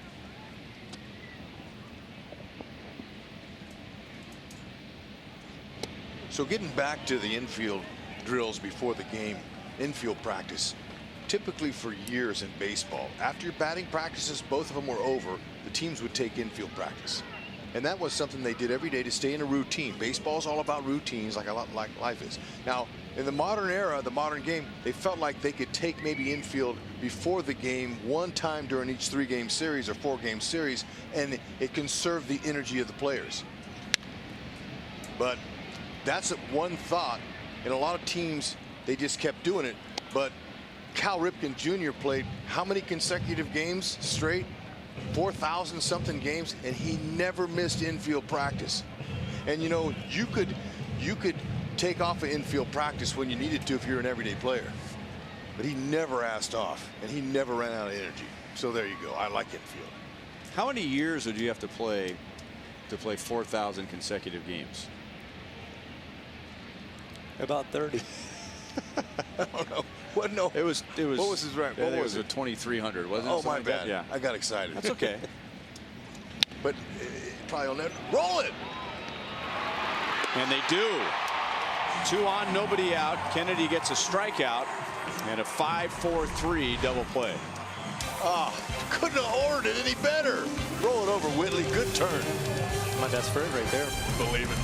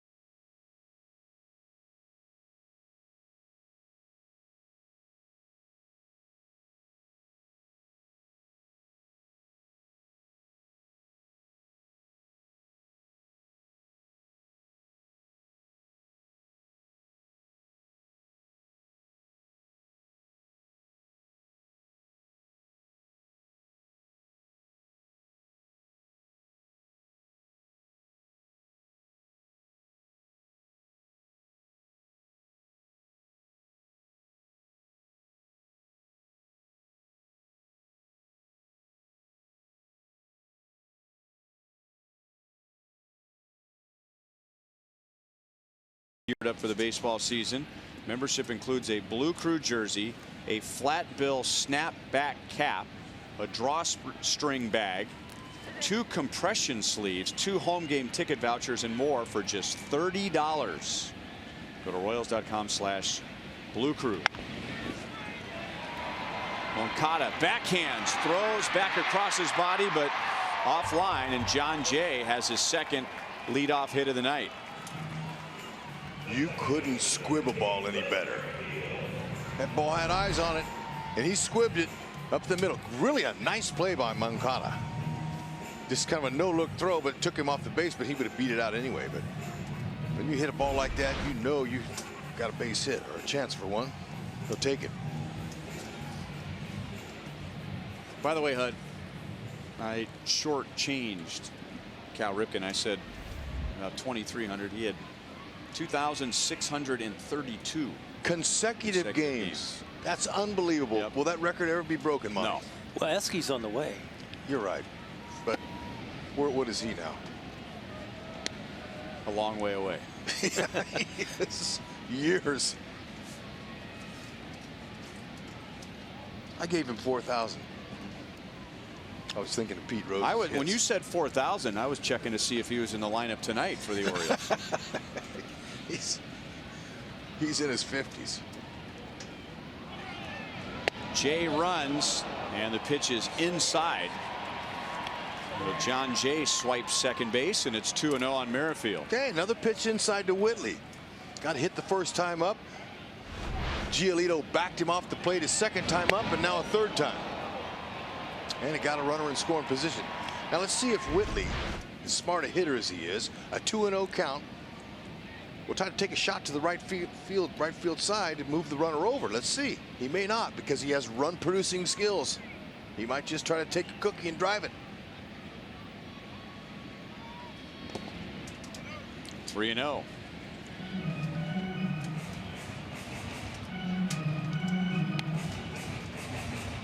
Mike Moustakas is on deck.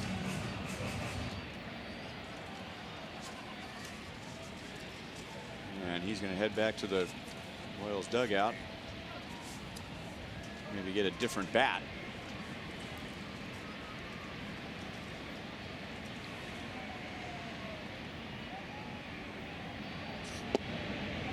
Two on and nobody out. And Giolito has walked 4. Mike Moustakas walked back in the first inning, and then in the third, it's time for our Miller Lite hold true moment. He hit his first triple since 2015. Monty, check him out. Moose has got a new set of wheels. Look at the StatCast. Look at that. The StatCast was tracking the Moose around the bases.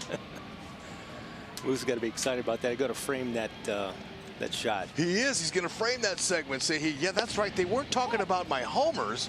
They were talking about me legging out a triple, and it turned into a run for his guy Ian Kennedy. Nice to see the ball jumping off of Moose's bat the way it is here early in the season. Believe it.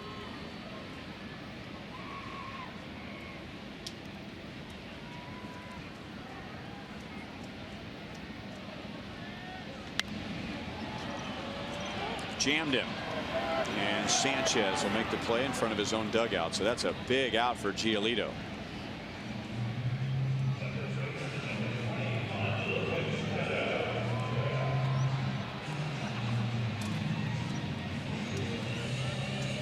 And now he'll get Lucas Duda, who has 2 RBIs. One with a bases loaded walk in the first inning, and then a bloop single in the third. Hector Santiago warms up, and warms up quickly in the White Sox bullpen. 2 on, 1 out.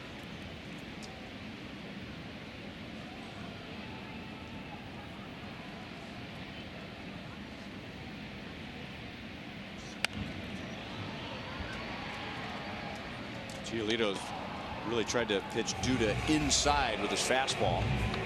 He didn't want to miss out over the plate, that's for sure. But, Monty, it's easy to see why the White Sox have loved this guy. 23 years old, 6'6", 255, really. That's how they love him. Going to be around for a while. Certainly he's going to have a great chance for being a durable pitcher with that body type. And that's what they like for a starter. Huh. Inside again. Anderson almost jumped too soon. He looked like he's on his way back down when he made that play. So Giolito again trying to pound Duda inside with his fastball, gets the second out.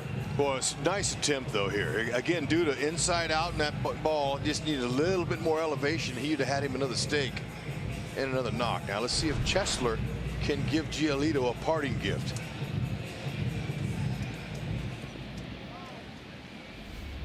Chesler drove in a run with a sacrifice fly in the first inning, and he was on with a walk in the third.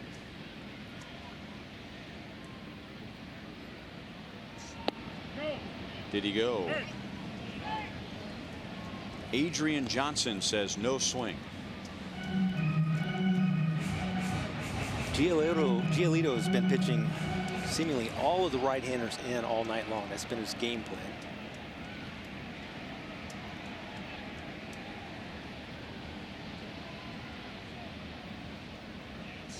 Out over the plate and grounded to Anderson in the dirt, and Abreu made that look easy. So Giolito gets out of it after the Royals got a single and a walk to begin the fifth inning. Thank you, Monty.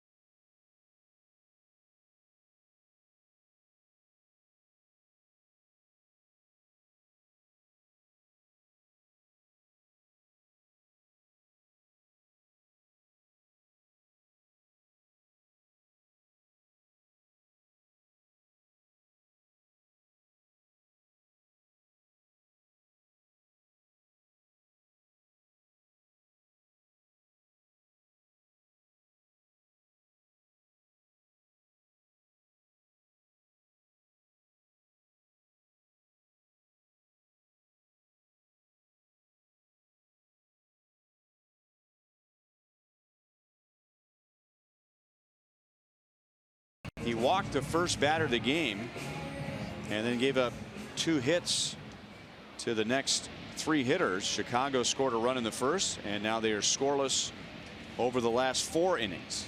Middle of the order is coming up. Abreu, Davidson, and Delmonico. And this is pitch number 90, and it's in a good spot for Abreu, who is lined to second and walk. And now with Kennedy at 90 pitches, the Royals are getting ready in the bullpen. I just like his mechanics. I mean, he's totally different than he was last year. Last year we talked about him, you know, pitching through the injury. I mean, they kept him out long enough to where he could get well enough, but it still bothered him. But I like his hip turn. I like how he's getting everything out of his pitches. Let's take a look at the ISO. Now, Monty had to go like they had him here, but watch him. Okay, good hip turn right there. He comes out, stays over the top. Good finish, good follow through. And he's doing a great job against a White Sox team that tore the cover off any mistake in game 1. Now the White Sox going all the way back to the first inning when Kennedy really didn't have great command of his fastball. They are not squaring up his fastball tonight. No, it's a deceptive delivery that stays underneath the ball. It's like he pushes it. See that? He jammed the heck out of it there. Good pitch.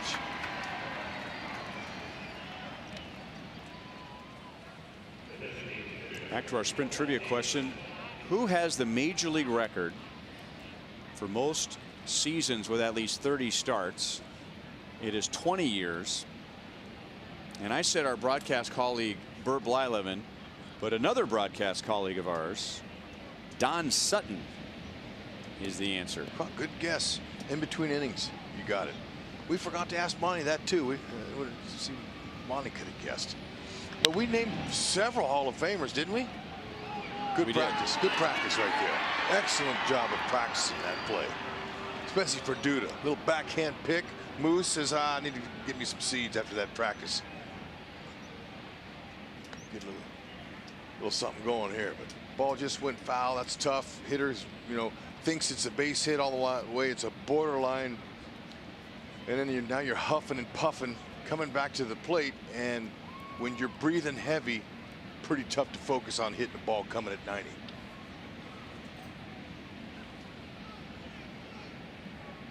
Davidson drove in the White Sox run in the first inning with a single, and then Kennedy struck him out in the third. Fastball by him at 0-2. He wasn't ready for that. See, he's still trying to catch his breath. He ran full out down the line. Looked like he was swinging underwater there.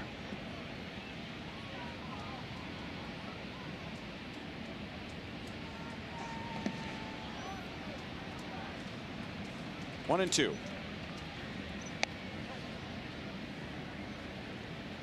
Well, Kennedy looks a lot like he did early in the season last year. In his first 5 starts, his ERA was 2.3, and opponents were hitting 159 against him, and then he tweaked his hamstring, and that's when the problems began. Escobar throws out Davidson, and we talked to Ian, remember, during a spring training game when he came out, and he looked really good, and you asked him the question, if he could do it all over again, should he have given himself more time to allow that injury to completely heal? And he agreed that maybe he should have. I talked to Ned Yost about that during our radio pregame show today, and he admitted the same, that Kennedy's been around, he's a veteran, so you trust the player, but you can understand why he didn't want to sit out because of how well he was pitching before the injury. Exactly. He's a gamer too. He loves to pitch. He's loyal. He's a bulldog. He's got great mound presence. And he believed he could do it. Knows how to pitch.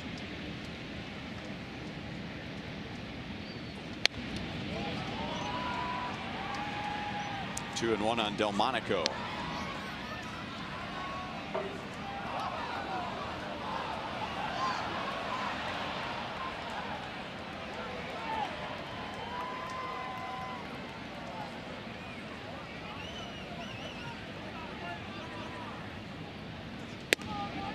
A little bit high.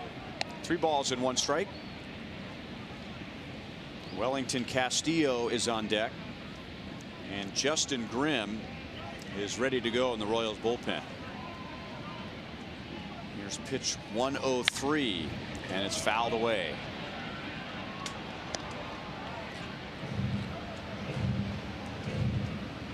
He is warmed up and ready to go, having a chat with Vance Wilson, Royals' new bullpen coach for this year.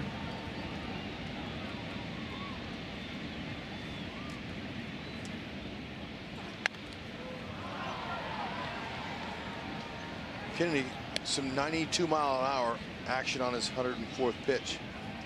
We've seen some 94 as high velocity as we've seen.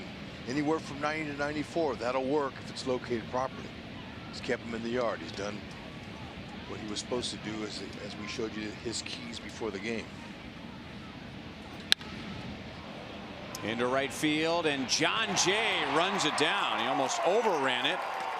So Ian Kennedy goes 6, and he gives up just 1 run on 4 hits. Outstanding.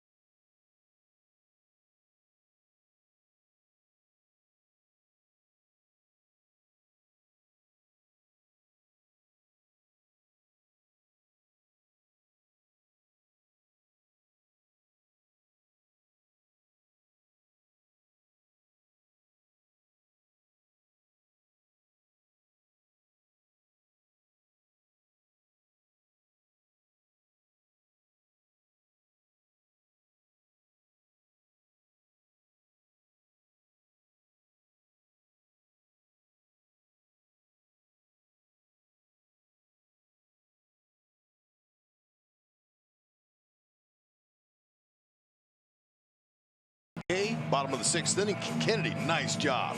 Getting high fives from all of his buddies in there saying that's what we needed, a solid start.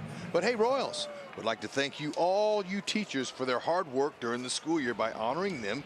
Thursday, April 26th, teachers, purchase your theme ticket at royals.com/theme tickets to receive a free t-shirt to show your Royals pride, whether you're at the school or at the K. Go get them. Paulo Orlando takes a slider for a strike. He grounded into a double play in the first inning, and then he was a big out for Giolito in the third. Paulo came up with 2 on 2 out and lined out to the third baseman Sanchez, who had to leave his feet to get it. Otherwise, Paulo drives in a run, and the Royals lead is 4-1. Our Sonic Slam inning contestant is Virginia Cuker from Belton. And if the Royals hit a home run out of the park in this inning, Virginia wins $200. If the Royals hit a grand slam out of the park, Virginia wins $25 grand from Sonic and the Royals.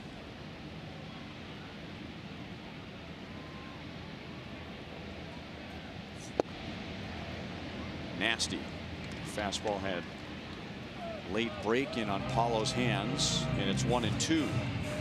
Giolito's got good stuff. There's no doubt about it. Now, it's not overpowering stuff, but when he can locate it, you see the little movement. He gets on his little 2-seam running fastball. That's effective, especially in on righties. That's where he's staying. Look at this. He's going to come back in there. That got more of the plate, and he hit it hard again to Sanchez.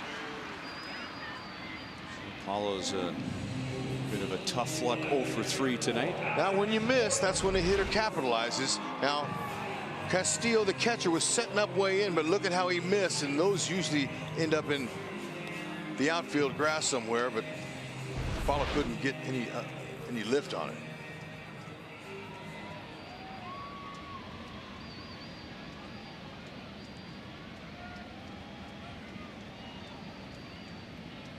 Alex Gordon has struck out and grounded out to second base.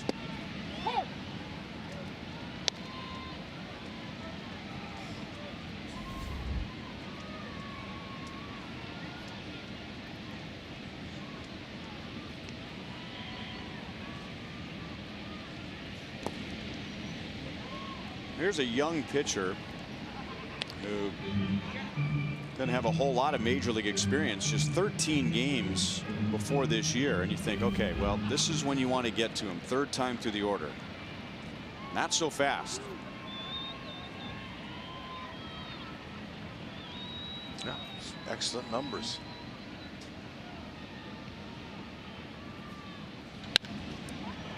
Abreu plays it on one hop, leads Giolito to the bag.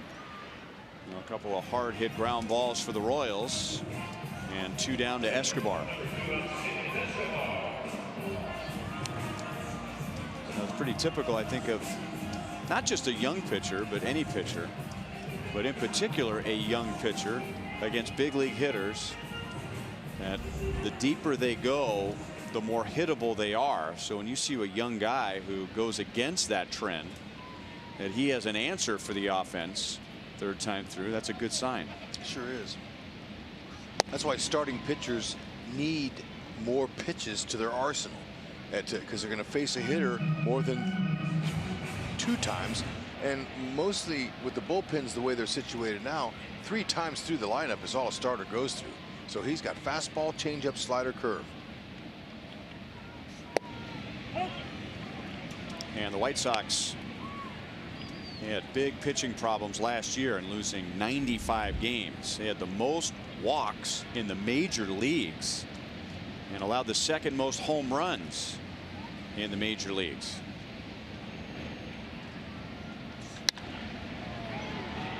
It'll pop up into shallow right. Garcia is there. That is the inning. So Giolito gives up 3 in his 6 innings, and now the game is in the hands of the Royals bullpen.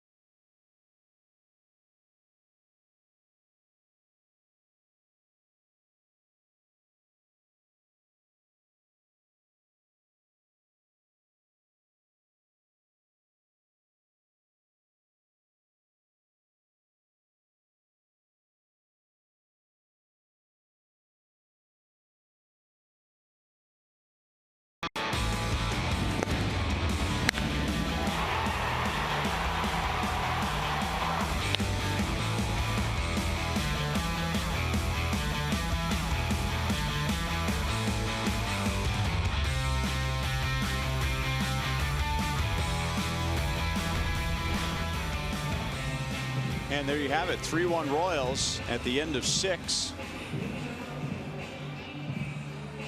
And it'll be Justin Grimm in a Chevy call to the bullpen. This is what he did in 50 games last year for the Cubs. His ERA was high, 5.53. He also spent time on the disabled list. He had an issue with his right index finger, and which on the surface wouldn't seem like a major injury for a professional athlete, but for a pitcher, that's an important pressure point. You're talking about your index finger or middle finger, and for a guy who's got a wicked curveball like Grimm, if he's not able to grip it tightly with his index finger, that pitch is not going to be the same. No doubt. Good fastball today, up in the zone. That's 90 to 96. He's got a little cutting action to his slider. Big curve. 6'3", 210. Now, if the Royals can hold on to this game here, and he's got Grimm, Mauer, and Herrera, this could be the back end of the pin formula that Ned would like. But we'll wait and see how it works.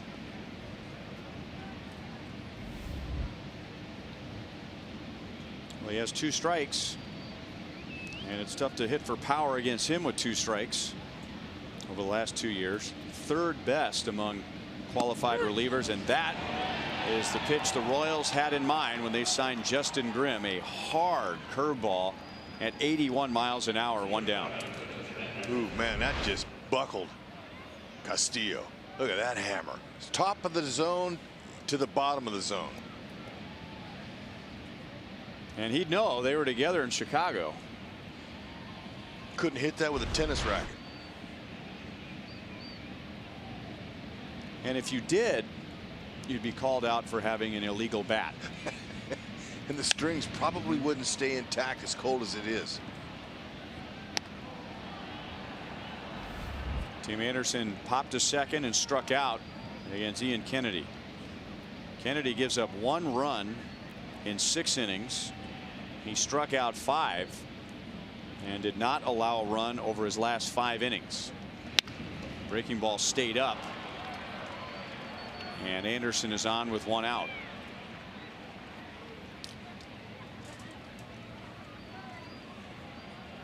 Join T-Mobile and score free MLB TV all season long. Sign up now through April 2nd at T-Mobile.com/MLB.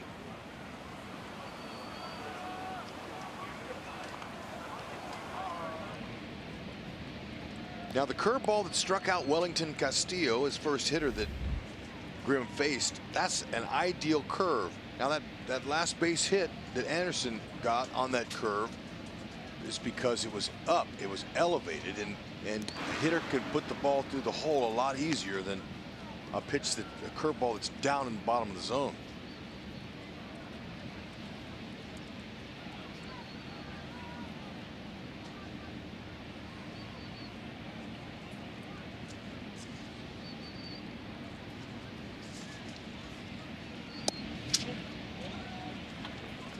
Ball 1 on Yolmer Sanchez, who is 1 for 2.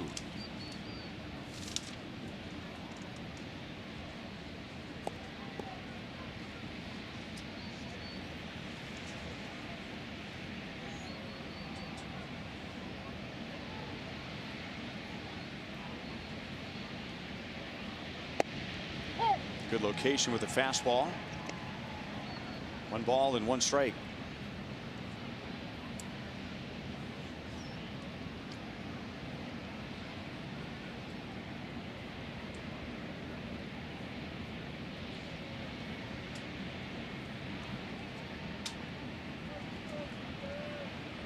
Anderson takes off.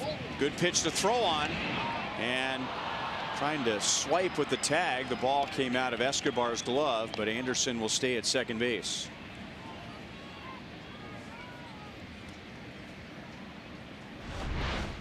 You could tell with that leg kick of Grimm's, you could get a big jump on that. He certainly did. And when you steal a base, you steal a base off of the pitcher, not the catcher. So he had that by plenty.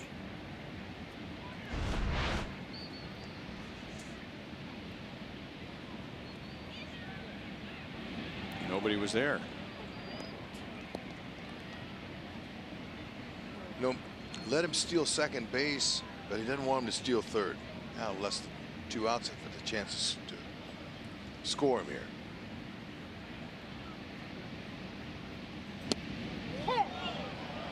Two and two. Sanchez didn't like it. It's borderline. Tough pitch to hit too. Good spot. 2 fastballs here against Sanchez has been located well.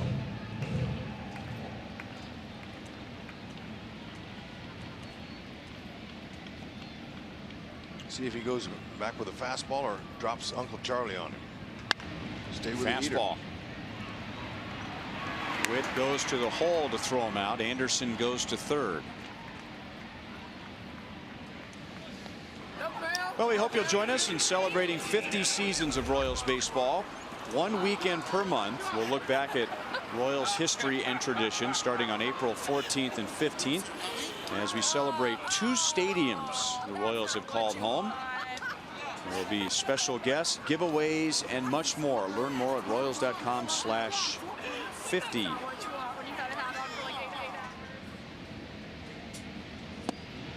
Adam Engel shows bunt. He already has a bunt base hit tonight, and he bunted it to the first base side, and that's what he was trying to do there. He is also struck out. He's not trying to impress anybody, but look where Whitley's playing. Whitley's at the top of your screen. Dude is over. If he bunts another one, he's gonna get an RBI on that because he could fly. So it's not a bad idea, really. And he's not trying to impress anybody. He's trying to help his team win games. And if he upsets the opponent, so what? He could, you know, and he's an excellent bunter. He showed that his last time up. You know, he definitely wasn't just showing that. He was thinking about that. And most hitters, in my opinion, Hood, when they show bunt and don't put a bunt down, they won't bunt again. Almost as if, well, now the defense isn't going to be surprised by it. But yeah, I agree. I mean, the Royals didn't adjust defensively after he showed bunt. But I guarantee you, if he does it again, he knocks in a run, they'll have to start thinking about that. Okay, now he's not going to bunt. So maybe you're right, hopefully, because we don't want them to get another run here, and neither does Grimm. Grimm's 1 out away from getting out of his inning here, and after the excellent start by Ian Kennedy, definitely don't want to spoil it for him.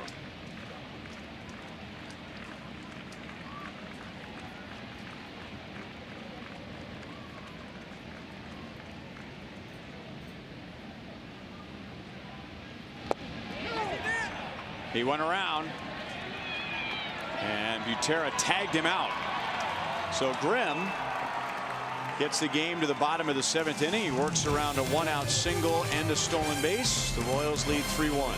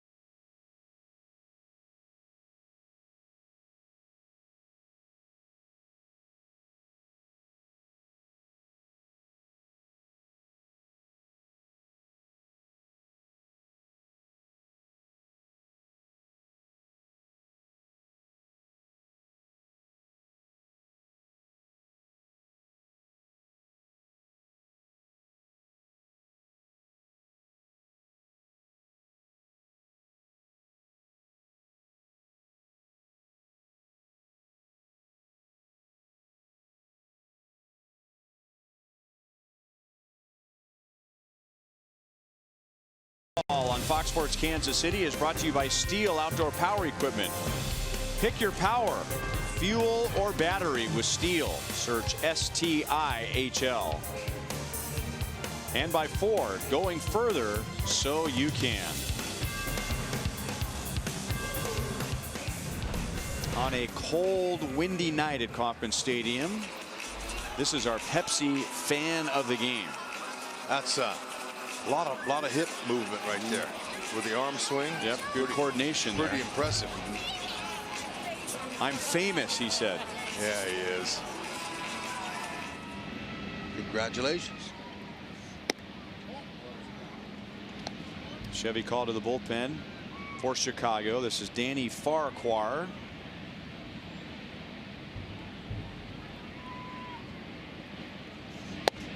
Farquhar has a nice fastball. He'll go 88 to 94. He has some cutting action.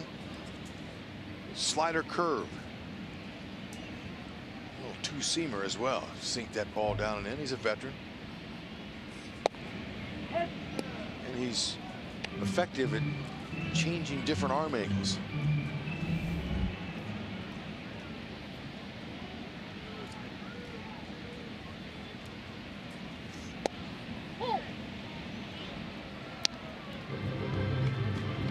Two and two on Drew.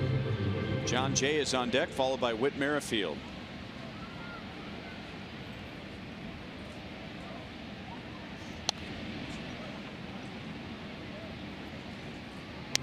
Farquhar's numbers from last year included games with the Rays and the White Sox.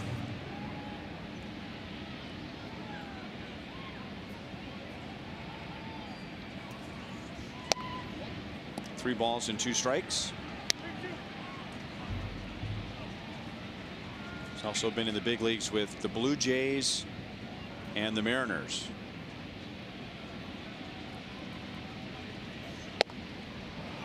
Fastball at 92 strikes out Butera, and there's one down in the bottom of the seventh. John Jay, Royals leadoff hitter, has led off an inning twice and reached both times. He has scored a run. Our Kia drive to success will tell you that John Jay is just not a table setter. You put him on base, or put him on with men on base, and if you go back to the beginning of 16, only Daniel Murphy has a higher batting average with men on base than John Jay, who might have been hit by some dirt, kicked up by that breaking ball. Look at Iasanya playing trainer.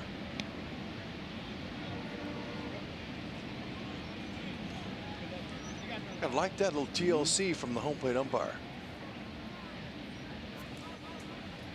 But interesting, the numbers you were telling me about that. The fact that he can drive in runs makes him even more valuable.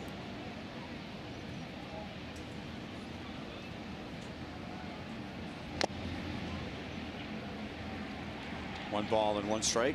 Now he's known for his on-base percentage, and that's one of the reasons why they acquired him first of all, but then to put him in the top of the order, because that's awesome right there. And that was a struggle for the Royals last year. A leadoff hitter getting on base. Two balls and one strike. The Royals have had leadoff men who have done a good job for periods of time, but I don't know if you'd call Alcides Escobar your prototypical leadoff hitter, or Alex Gordon your prototypical leadoff hitter, even though both of them had periods of time where they did well in that role. Sanchez thought he was closer to the dugout than he actually was, and he makes the play on John Jay. Whit Merrifield would be more of a prototypical type leadoff hitter, but the Royals want him to bat second this year. So enter John Jay to get on base for Whit and Moustakas and Duda and Salvador Perez when he comes back.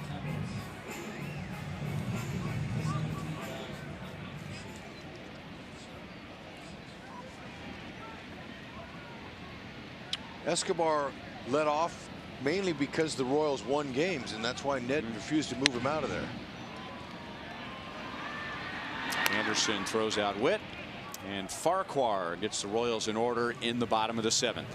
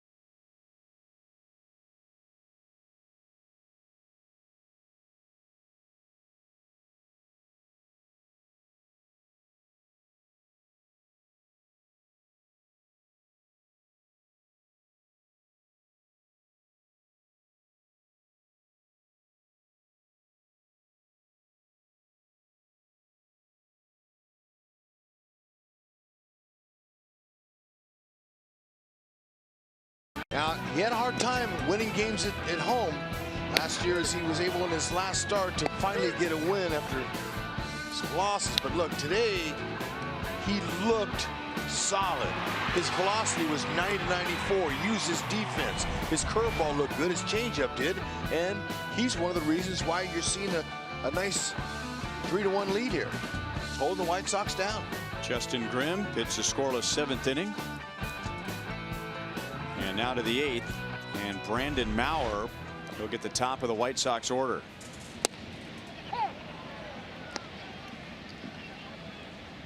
Maurer pitched on opening day, 2/3 of an inning in the top of the 9th.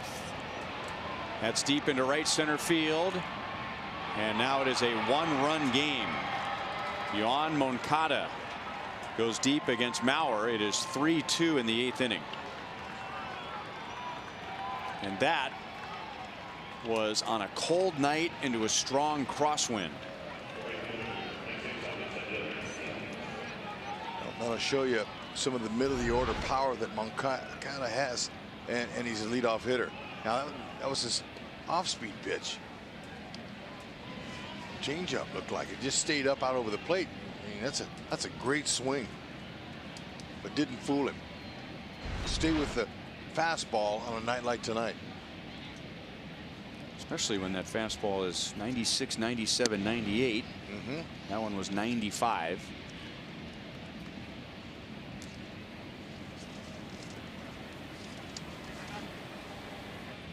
Our fastball, slider, changeup. Escobar got a glove on it. And that's all. Garcia's a big man, but he runs well. That would have been a close play at first, had that ball stuck in Esky's glove. Yeah, like I said before, the leather in the gloves is cold, and you know, I'm not making excuses. Had he picked it out of his glove cleanly, I'm not so sure they would have got him, but it bounced up and hit him in the palm. That's the dead part of the glove there. That's the tough spot. Just telling you what it's like playing in cold weather. It's not easy.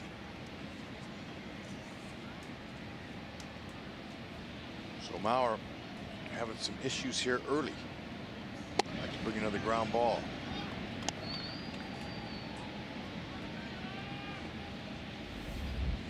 Abreu is 0 for 2 with a 3rd inning walk.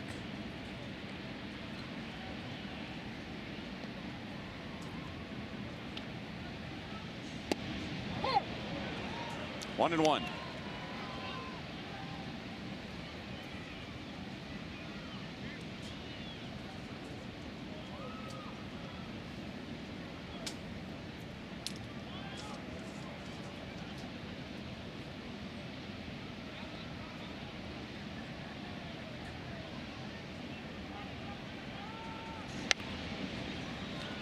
.94 with that fastball. 1 ball, 2 strikes.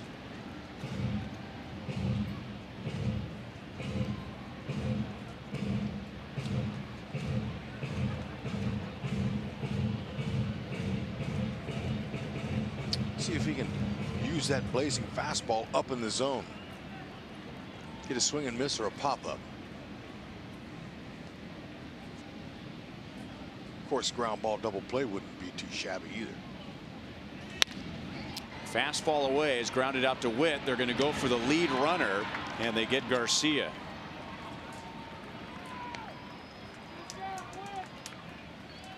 Good play by Whitley. MLB At Bats is your #1 Royals app. Customize your experience to catch every moment this season. Get Royals home screen icons and features such as the MLB.TV Game of the Day, pitch tracking, in-game highlights, live radio broadcast, stats, news, and more. Download MLB At Bat today. Get her done. Whitley making sure to get that lead out was important, especially as well as Avisail Garcia can run. Good job getting 1 for sure.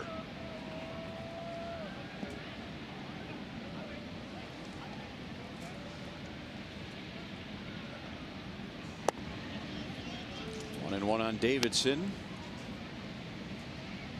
He drove in the White Sox first run back in the 1st against Kennedy with a single. after hitting 3 home runs and driving in 5 on opening day. Very late. Tardy and perfectly located. That's some 96 that's almost untouchable. Stay right there.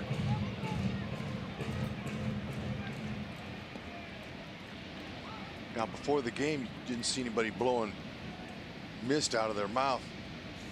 Let's tell you how much the temperature's dropped since the start of this ball game.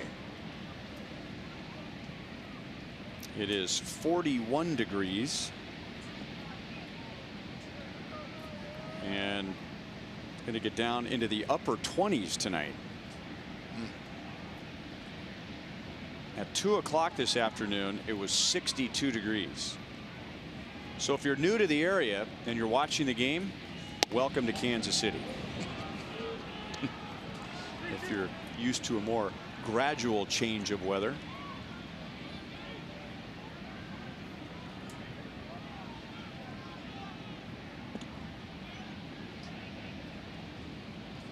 Three and 2 on Davidson, with the left-hand hitting Delmonico on deck. And that's a walk to put 2 on with 1 out. Mauer was the Padres closer when the Royals acquired him last year. He had saved 20 games for San Diego. And then he saved 2 with the Royals, but his ERA with the Royals after the trade was over 8.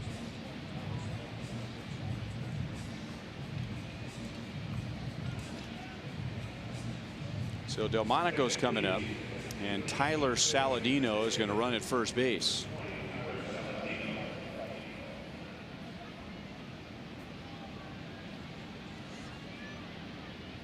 Tyler Saladino, Hud, shaved his mustache. He looks clean.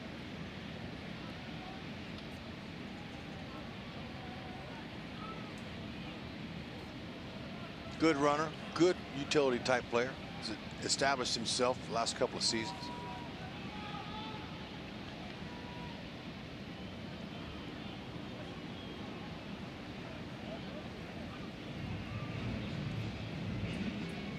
So now the Royals are down to 2 mound visits.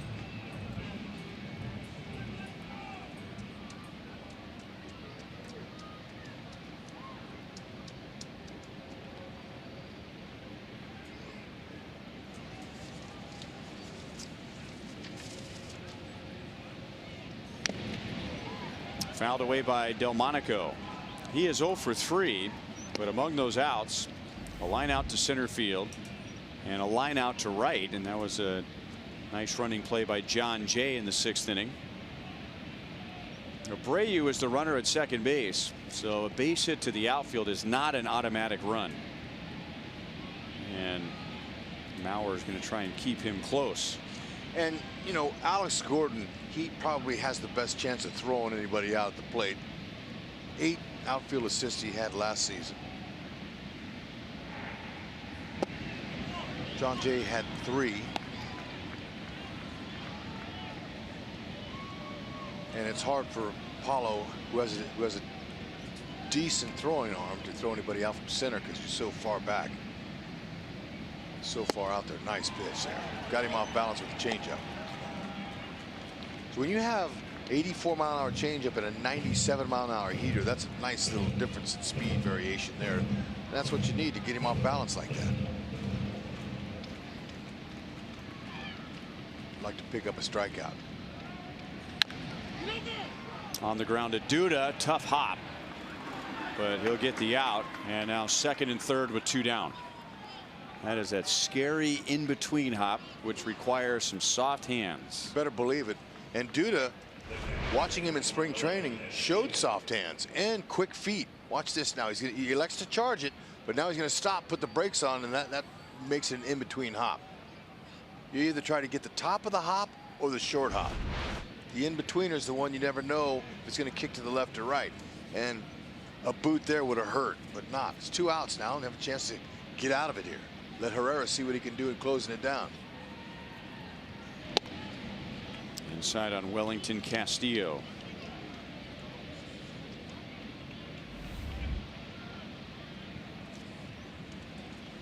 0 for 3 tonight, and Castillo is 0 for 4 in the past against Maurer with 1 strikeout. Way outside, 2 balls and no strikes.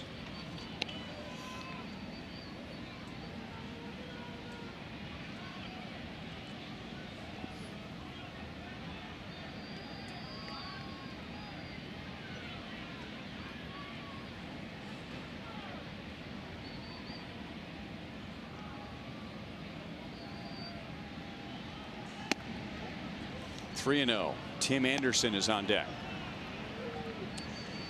These are the hitters you want. Guys at the bottom of the lineup.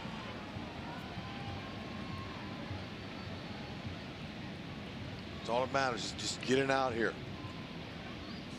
Wow. Swinging 3-0, and he drives it to deep right and over John Jay, and the White Sox will take the lead. How about that? I could tell on contact that ball was crushed. 3-0. You would expect the pitcher to throw a fastball, but I wouldn't expect that young man, Wellington Castillo, to be swinging 3-0. And look at that. That ball's up and out of the zone. He went with it nicely. That is just a great piece of hitting, 3-0. Look at that. Didn't do anything with his front foot or nothing. Just used his hands and used the velocity from Maurer to get the extra base hit. That ball short hopped the wall. There's not an outfielder in the world that could have caught that.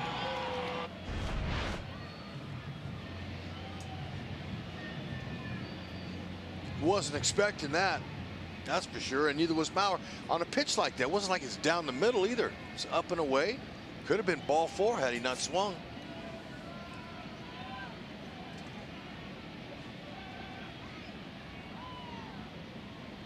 And now runner in scoring position for Tim Anderson. And he goes after the first pitch and bloops it to right, but Jay got a good break, and that ends the inning. The White Sox get 3 against Maurer, and they lead 4-3 to the bottom of the 8th.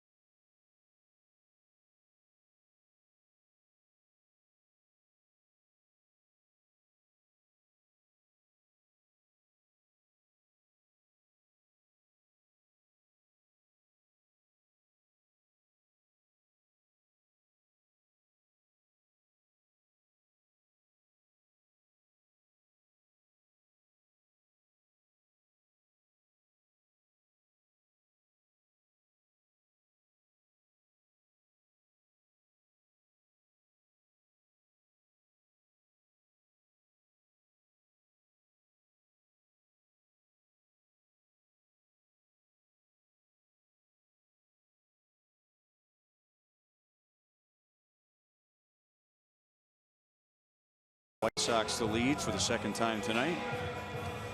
Royals fans, if you can't catch a game on TV, you can stream games live on your mobile device. Download the Fox Sports Go app, log in, and stream the Royals. It's presented by T-Mobile.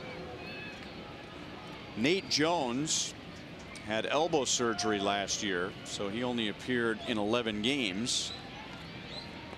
Yeah, he had 15 strikeouts and 11 2/3. He's got a power arm. Opponents don't do much off him. He's good. 90 to 98 with his fastball. Big curveball and a pretty nice changeup against lefties. There's some 98 with a little bit of late movement, late life to it. It's pretty smooth out of his hand. He's a veteran.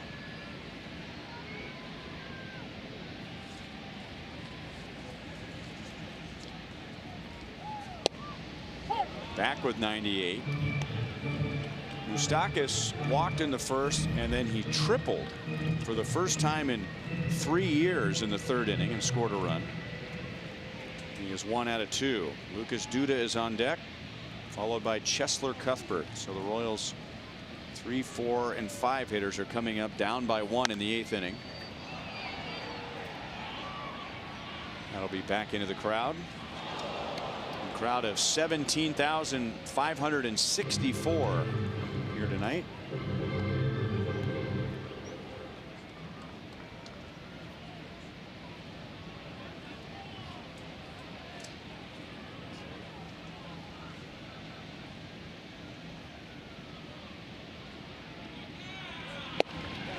Hard slider at 89. There's one down in the bottom of the 8th. Put a little wrinkle on it right there. Now, I've known him to throw a big curve, but this right here, that's what you call a slider. Didn't do much, but you know, it took off just enough speed to fool Moose. He has such a unique throwing motion, like he's throwing a spear or a javelin. Yeah. You say, you know, boy, pitchers, you know, he's got some deception. And I mean, he really just puts it out there. I mean, he's not hiding it behind his jersey or coming at a difficult angle. I mean, here it is, here it comes. And that's what hitters try to do, to pick up that release point as quickly as possible. And he's showing it to him right there, saying, here it is. I'll even slow it down for you.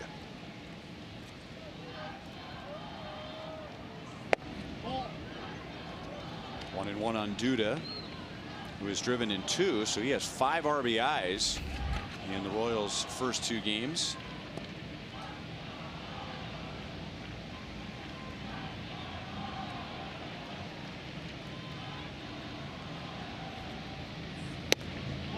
Changeup at 87. There's some pitchers who'd be happy to have a fastball at 87. That's right. It's got a little Kelvin Herrera action.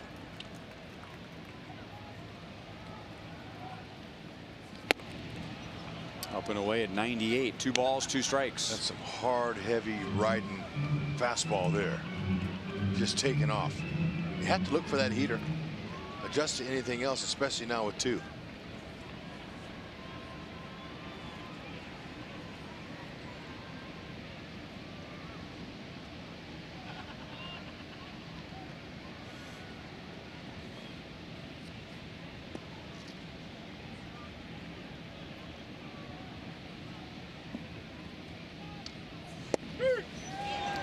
In there for a strike. Jones has struck out the first 2 in the bottom of the 8th.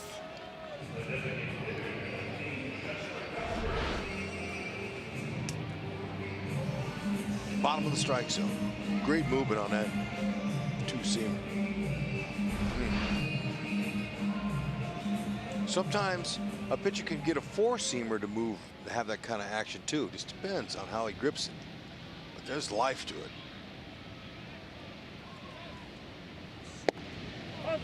98 with late movement. Chesler had a sac fly in the first inning.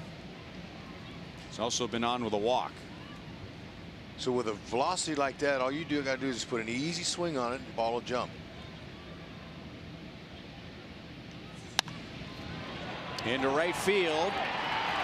And Garcia got to it quick enough where Chesler's going to hold with a single. Out of the box, it looked like Chesler was thinking double, and then after hesitating, thought about stretching it into a double and then thought otherwise. I think he made a wise decision. Even though with 2 outs, sometimes you'll take a chance to get into scoring position, down a run. But that 98, look at this. He just kind of just tried to meet it exactly right, and he sliced it into right field. That's a good job there. I believe they might have gotten him. So he made the right decision. Now Paulo can find a gap here, as spacious as the key is with those shots. That'll score him. A very nice Easy swing by Chesler. Not trying to do too much.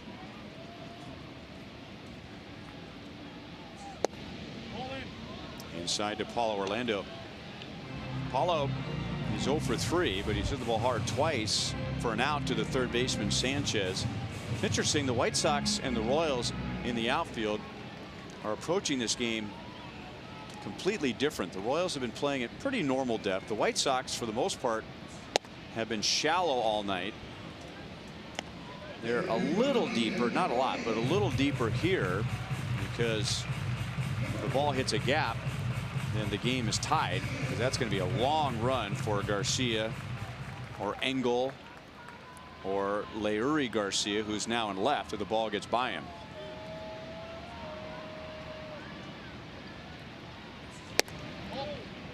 Two balls and one strike.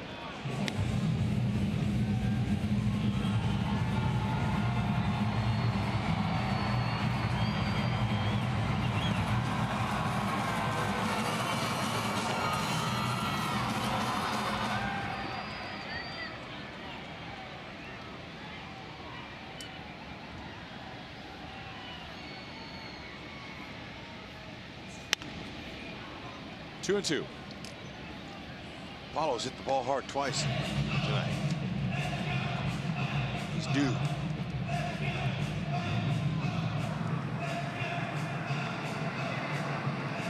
If the Royals tie it or take the lead, we most likely see Kelvin Herrera. If the score stays the same, it'll most likely be Tim Hill, the lefty. White Sox have their 8, 9, and 1 hitters coming up in the top of the ninth.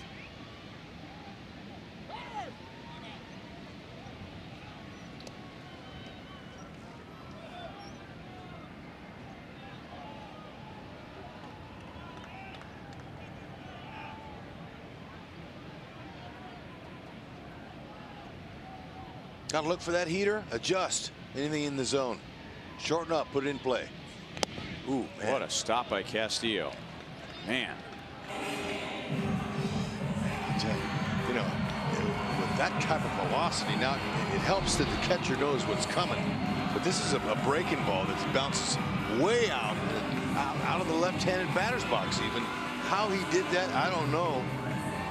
But that's some kind of reaction there that saved Cuthbert from getting in the scoring position.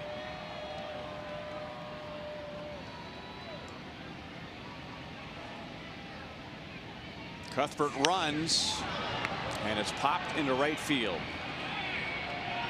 Garcia makes the play in foul territory, and the Royals strand Cuthbert in the bottom of the 8th. 4-3, Chicago leads.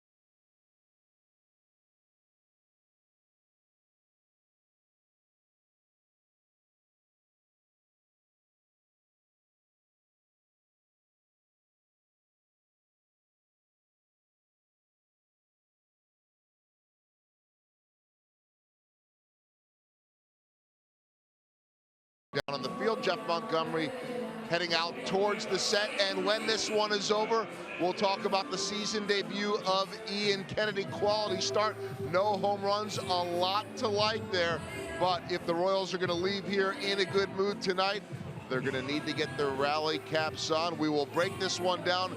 Monty analysis here from Ned Yost, and get you ready for tomorrow's finale. If the weather permits, one way or another, we will be there on Boulevard Royals Live. All right, thank you, Joel. Tim Hill made his big league debut on Thursday. Fastball strike to Yolmer Sanchez, and gave up a run in a third of an inning. And the first man he faced was Nicky Delmonico, and he hit him with a pitch. And I brought up that he and Kelvin Herrera could have a little chat about that, because that was the first thing that Kelvin Herrera did when he made his big league debut. Although for Kelvin, it was the first pitch that he threw. Hill gets a strikeout, and that is his first major league strikeout. So they might throw that ball over to the Royals dugout, and they will. Congratulations, young Tim Hill. Outstanding.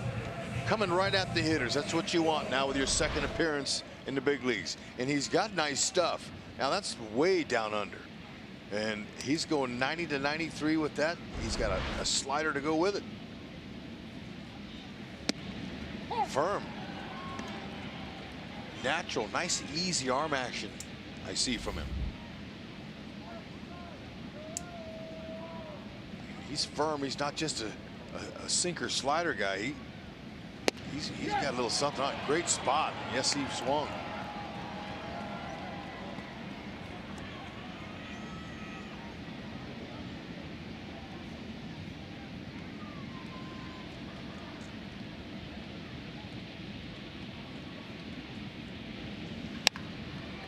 Caught at third by Moustakas. That was a blur.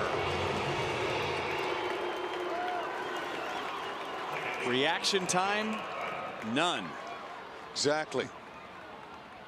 Hot corner, hot again. Moose ready for it though. Engel, man, he would have had extra bases for sure. Moose didn't have time to do anything there. Took a half a step, and Engel wasn't out of the box before he was out. Nice play. All about reaction.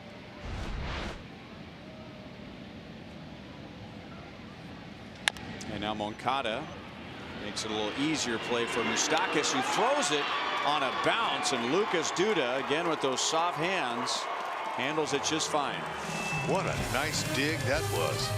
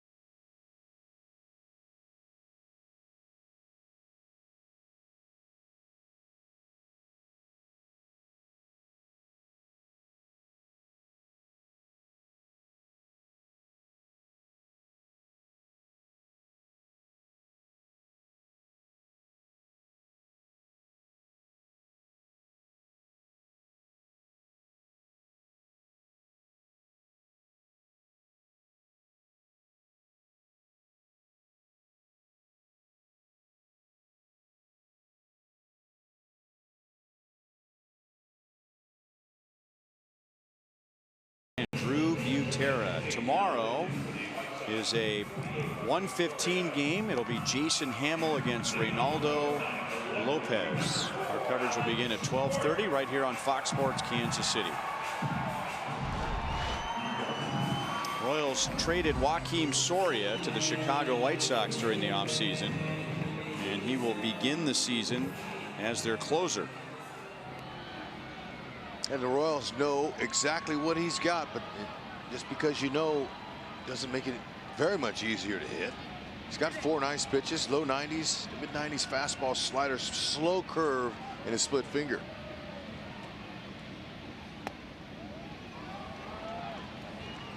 Alex is 0 for 3 with a strikeout and a couple of groundouts. See if they can rattle Soria in his first opportunity to close for a new team. Get a few guys on. Bloop and a blast. 2 balls and no strikes.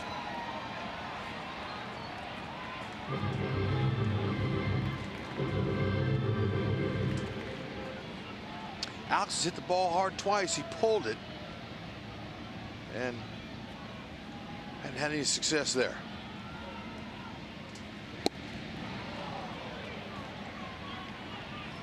Two and one.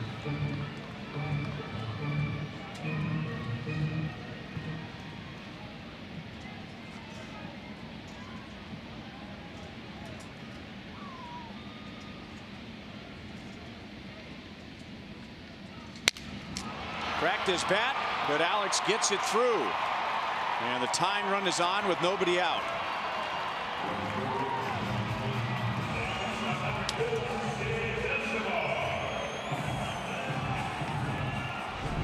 Hey, now look, it don't matter how it looks. That's a pitch he challenged him with up and in, and Alex, he's able to fight it through the infield. He'll take it.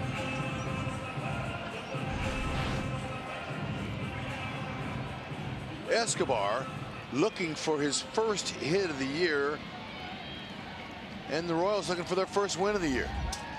Let's see if we can make it interesting here. Now the Engel, the center fielder, really shallow. Escobar could put a charge into one, could run for days.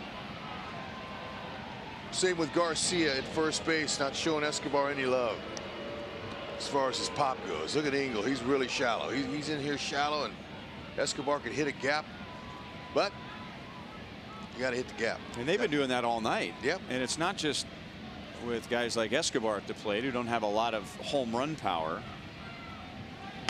Esky got a bunt down, and the throw goes down to second base, and the White Sox almost got a double play out of that. Now, Escobar doesn't necessarily have to get the sacrifice bunt from Jershely, the third base coach. Sometimes he'll do it on his own, and it just didn't work the way he wanted to, because he got too much of the top half of the ball and it didn't go anywhere. Had Moncada had a chance to have his feet underneath, and they might have turned a double play there. So let's see if Ryan Goins can make a difference here. He'll bat for Butera. Tell you what, watching that replay again, that was another good play by Castillo, because on one hand, yeah, the bunt was right out in front of the plate, but he had to wait for Escobar to get out of the way. Escobar wasn't going anywhere because he didn't want to run into the ball. He would be out, and still stayed calm, picked it up with his bare hand, and threw a strike down to second base. Off balance strike. He was off balance. He didn't have his feet underneath him. So you're right. He's doing everything right here late. Strike on Goins. Let's take a look at it again now. Escobar squares in plenty of time, but he just deadened it too good. See, you want to get out of the way, because if it hits you when you're out of the box, you're out. See how he threw off of 1 foot and was able to get Gordon at second base. Nice play. See if Goins can make his first at bat as a Royal a good one.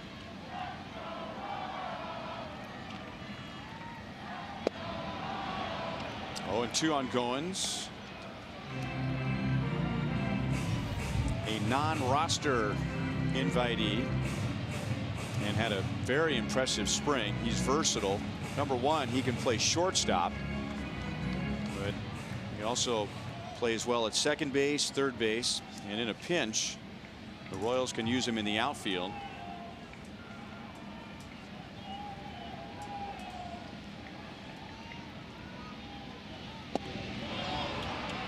2 down.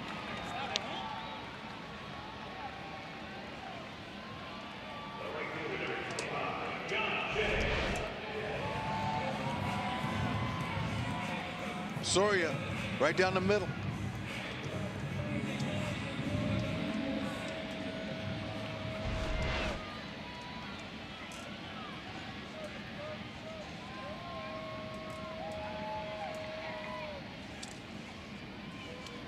So that's Soria and John Jay. Breaking ball got away from Castillo, and that gets Escobar into scoring position. It was a strike, by the way.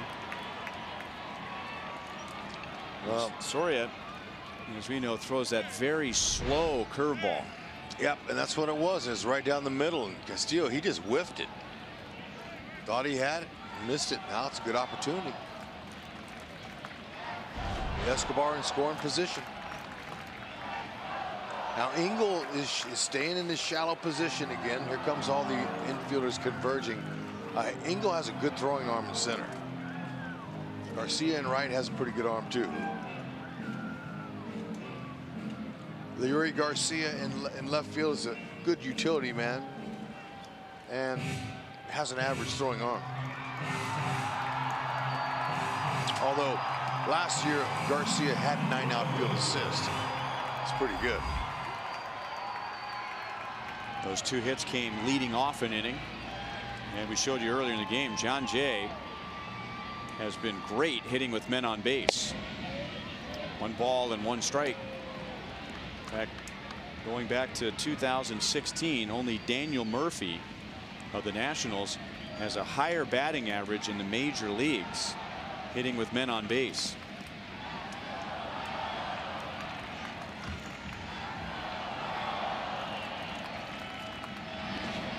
Castillo blocks that one. Right fielder Avaseo Garcia had 13 outfield assists last year. Big number.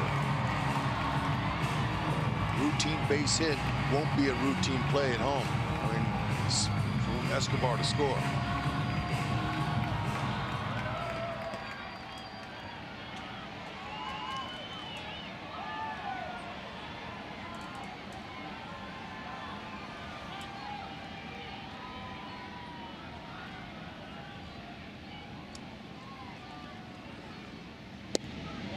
Three and 1.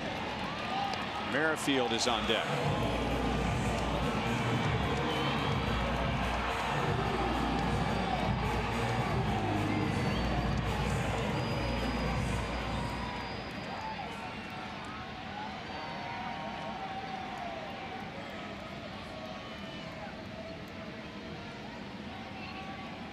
Got to expect some kind of fastball. The situation here. Ball 4, and now the winning run is on with good speed.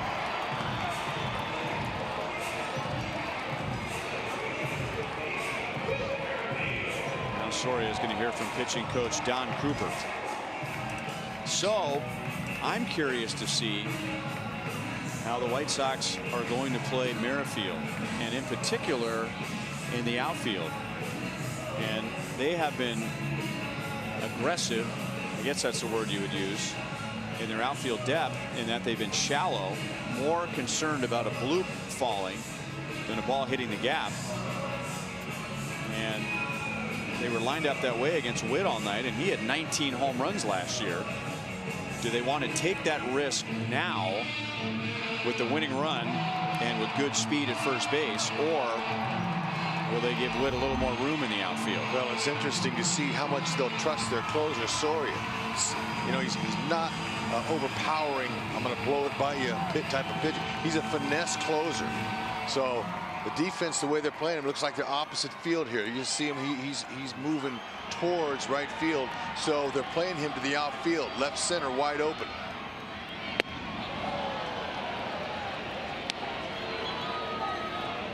They're bunching him to right.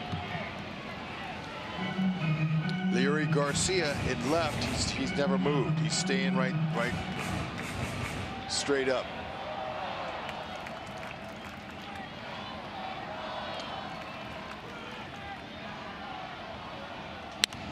And Witt hits it in the air to center field. And Engel is there to end the game. The White Sox get 3 in the 8th inning, and they have taken the series. A blowout win on Thursday, a close win tonight. White Sox win at 4-3, and we'll be right back.